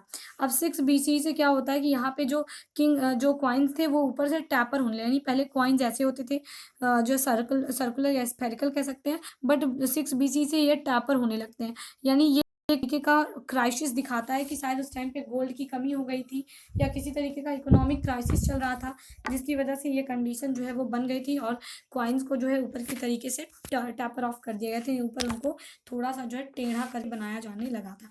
अब बैक टू बेसिक्स, फिर से हम उसी टर्म पे आ जाते हैं और बात कर लेते हैं डेसिफरिंग बहमनी को। तो मैंने बताया बहमनी डेसिफर करी गई थी जो है जेम्स प्रिंसिप के थ्रू, और ये कब करी गई थी, तो आपने यहाँ पे दे दिया 1838 में, यहाँ पे देखो दिया गया 1838 में। यहाँ यहाँ पे इम्पॉर्टेंट है कि जो इंडियन पंडित थे, जो बंगाली लोग थे, उनसे जो उनके साथ जो है जो इंग्लिश पीपल थे, यूरोपियन मिल करके काम करते थे, तब जा करके उन्होंने अशोकन ब्राह्मणी को जो है डिसिफर करने में उनको जो है सक्सेस जो है वो मिलती है। खरोष्टी लैंग्वेज जो है इसको डिसिफर करना काफ़ी ज़्यादा कॉम्प्लिकेटेड था, क्योंकि वो हमारी किसी भी तरीके की स्क्रिप्ट से नहीं मिलती थी। बट एक तरीका था जिससे उन्होंने डिस्कवर किया, वो था ग्रीक का।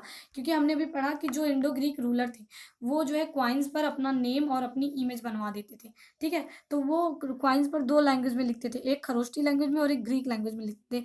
यानी अगर कोई एक किंग हो, किंग का नाम जो है एक तरफ जो है वो खरोष्टी लैंग्वेज में और दूसरी तरफ जो है वो जो है ग्रीक लैंग्वेज में लिखा होता था। तो हिस्टोरियन ने एक मेथड जो है अपनाया और उन्होंने ग्रीक लेटर्स को मैच किया, क्योंकि हिस्टोरियन ग्रीक वर्ड से या ग्रीक लैंग्वेज से वो परिचित थे, और जो खरोष्टी लैंग्वेज थी उससे उनका कंपैरिजन किया और बाद में उन्होंने इसको डेसिफर किया। तो ये तरीका था जिसका उन्होंने यूज़ किया था, ठीक है। अब बात कर लेते हैं हिस्टोरिकल एविडेंसेस की और इंस्क्रिप्शन में जो हमें एविडेंसेस मिले उनके बारे में।